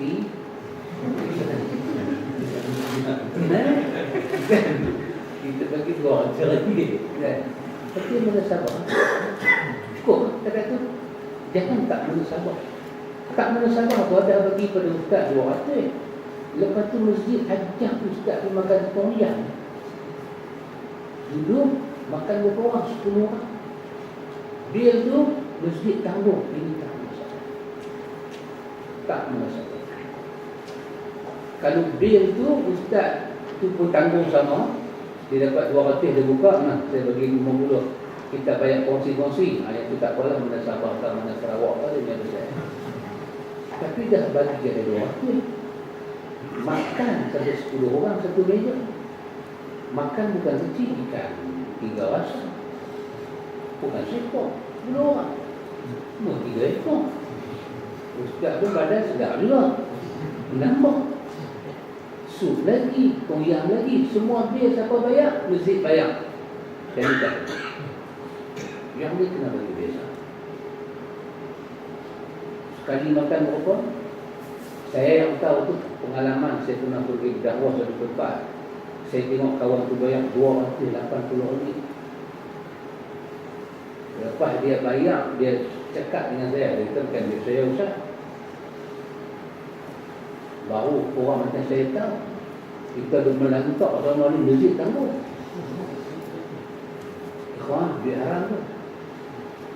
Dia haram. 280. Kalau buat kenu ini berapa jemaah dia kan? Kalau buat nasi jemaah sebungkus RM1, bermakna 280 bungkus. 280 orang. Tiba-tiba paraid siapa? Ustaz seorang. Ustaz nak makan dia balik, dah bagi duit dia makan Ustaz. Tak ada duit. Orang nak sponsor ni tak? Tak, saya nak sponsor tak. Alhamdulillah, rezeki Allah. Tutup lah tutup kan.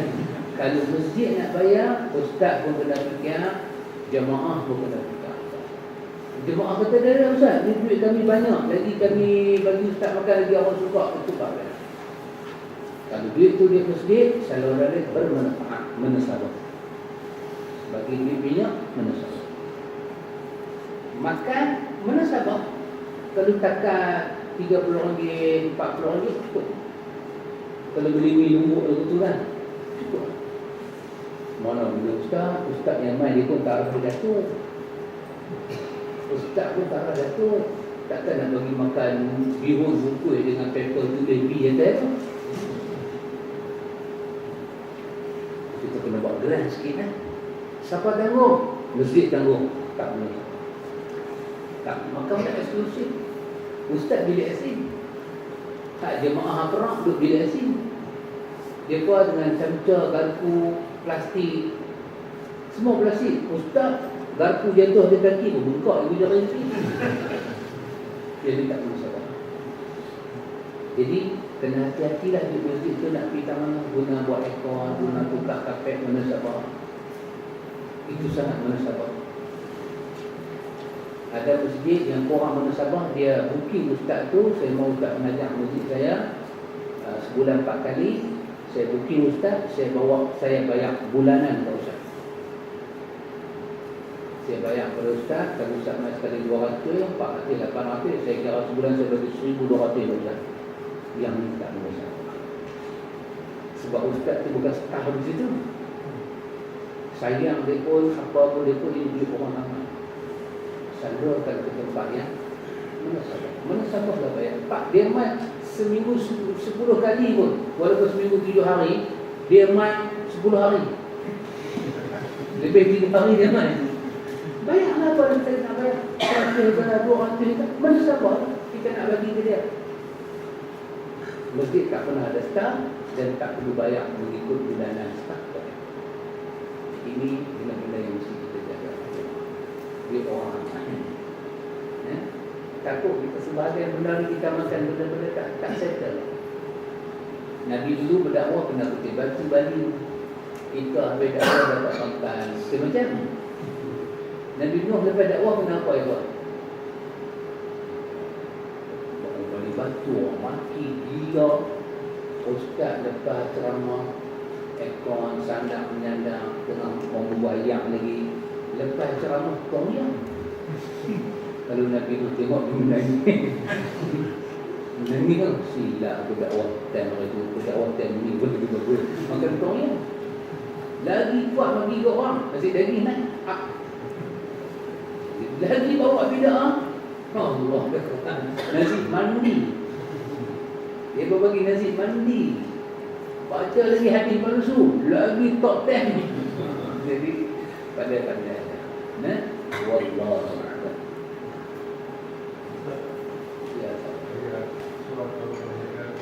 Ya.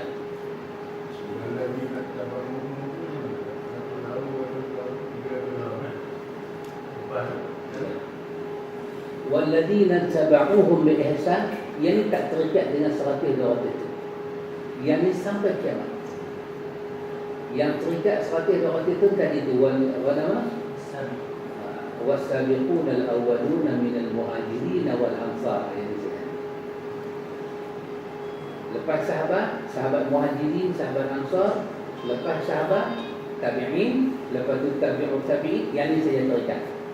Adapun walladzina tabauhum, iaitu dia open untuk semua orang mengikut manhaj salaf. Lepas itu dikatakan berdasarkan ayat ini kita termasuk.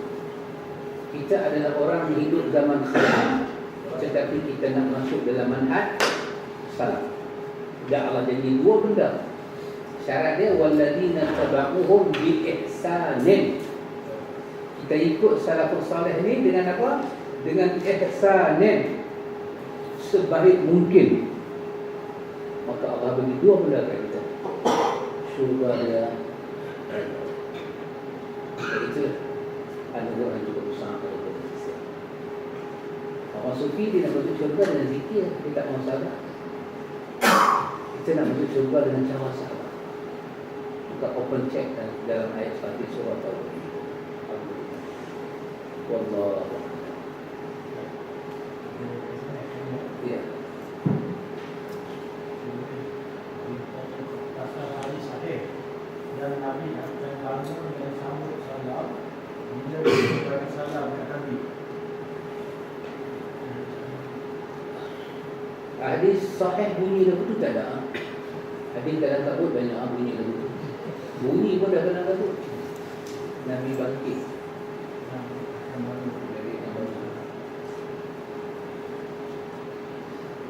Hadis sahih riwayat Abi Daud, Nabi sebut, siapa yang berselawat pada aku, nanti Allah akan beritahu pada aku nama orang yang berselawat. Siapa orang berselawat? Berselawat, bukan Assalamualaikum, berselawat. Kita dipahami kan? Allahumma salli ala Nabi Muhammad. Dengan penuh kata saya, jangan selawat yang macam kita dah tetap berada. Mata tengok TV, tangan duk selawat. Mata tengok berita macam-macam musuh. Allah salli ala Muhammad. Buat dia tu Allah salli ala Muhammad. Tengok Undertaker pun Allah salli ala Muhammad. Jangan ingat buat sangat. Orang tahu kata korang asam tu. Macam ni tak betul. Selawat kesetiaan, kerinduan, memahami makna Rasulullah kita rumah. Dalam hadis sahih Nabi kata man shalla alayya salatan, satu. Allah beri 10. Jadi bila kita selawat kat Nabi, kita selawat pada keluarga Nabi dan sahabat. Terus dalam surah Al-Ahzab Allah kata Allah membersihkan keluarga Nabi daripada pencemaran. Allahumma salli ala Muhammadin wa ala alihi, pada keluarga anak dia. Aisyah kata tak ada orang lepas Nabi wafat ni, aku tengok perangai dia, sabar dia, budi bahasa dia memang saling tak tumpah sebiji macam ni. Bila aku tengok dia teriak kat Nabi sampai teriak. Tak ada orang lain kata Aisyah melainkan orang itu adalah Fatimah binti. Bila Rasulullah tengok Fatimah mai dalam majlis macam ni, Rasulullah akan bangun, Rasulullah akan pergi kepada Fatimah dan cium pipi Fatimah. Dan dia suruh Fatimah duduk kat dia. Kata Fatimah, kata Aisyah, bila Rasulullah pergi pula rumah Fatimah akan tinggal semua. Dia akan menang dekat ayah dia akan kucuk kepala ayah dia akan suruh ayah duduk kat dia. Bila aku hari wafat Rasulullah, Nabi tak ada, hari-hari aku kena hidup tanpa ada Rasulullah. Aku tengok Fatimah, ayah mata aku turun. Fatimah adalah orang yang paling mirip dengan Rasulullah. Perangai dia, sabar dia, layan orang. Jadi keluarga Rasulullah ni bersih. Jadi bila kita selawat takkanlah sembang dengan kawan. Limpahan Nabi ni siapa kena? Allah. Oh, Penang kena, dia suka 2-0 Allah sudah Muhammad. Jangan buat angkat tu. Riwayat sahih perbanyakkan selawat malam Jumaat dan hari Jumaat. Sebelum matahari jatuh hari Jumaat nak masuk Sabtu esok, sebelum matahari jatuh pada hari Khamis, kita panggil malam Jumaat. Time itu adalah waktu untuk memperbanyakkan selawat sebanyak-banyak sampai nak bismillah Jumaat, duduk selawat, tumpukan perhatian selawat. Antum tengoklah akan kalau antum boleh buat betul seminggu sekali selawat ni, antum akan perasan satu masa bila antum selawat ayat mata turun. Semoga dia turun. Kita fokus selawat pasal Rasulullah suruh ni. Lagi 20 minit orang nak bang jemaah itu duduk Allahumma salli ala Muhammadin wa ala ali Muhammad.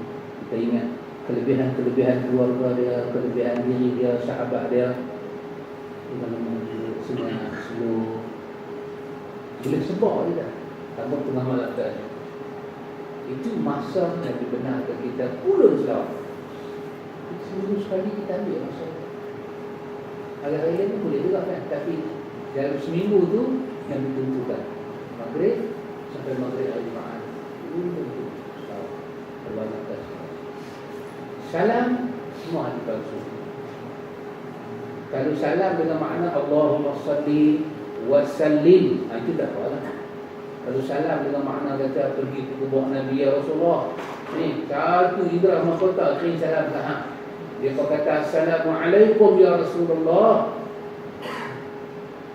So, malaikat pergi bagi tahu Nabi bangkit juga, Nabi jawab Waalaikumsalam, terima kasih ya idrah mahkota. Nabi itu bang balik. Itu dah yang tu nama dia Hadim Ma'afu wal Mu'adah. Kita tak ada yang sahaja. Wallahu. Mudah-mudahan Allah Ta'ala memberkati majlis ilmu kita, insya-Allah panjang umur, sihat badan, diizinkan oleh Allah. Kita boleh berjumpa sekali lagi lah sebelum Ramadan, insya-Allah. Subhanallahumma wa bihamdika, asyhadu an la ilaha illa anta, astaghfiruka wa atubu ilaik. Allahumma rabbana atina min ladunka rahmah wa hayyi lana min amrina rashada. Wassallallahu ala nabiyyina Muhammadin wa ala alihi wa sahbihi ajma'in walhamdulillahi rabbil alamin.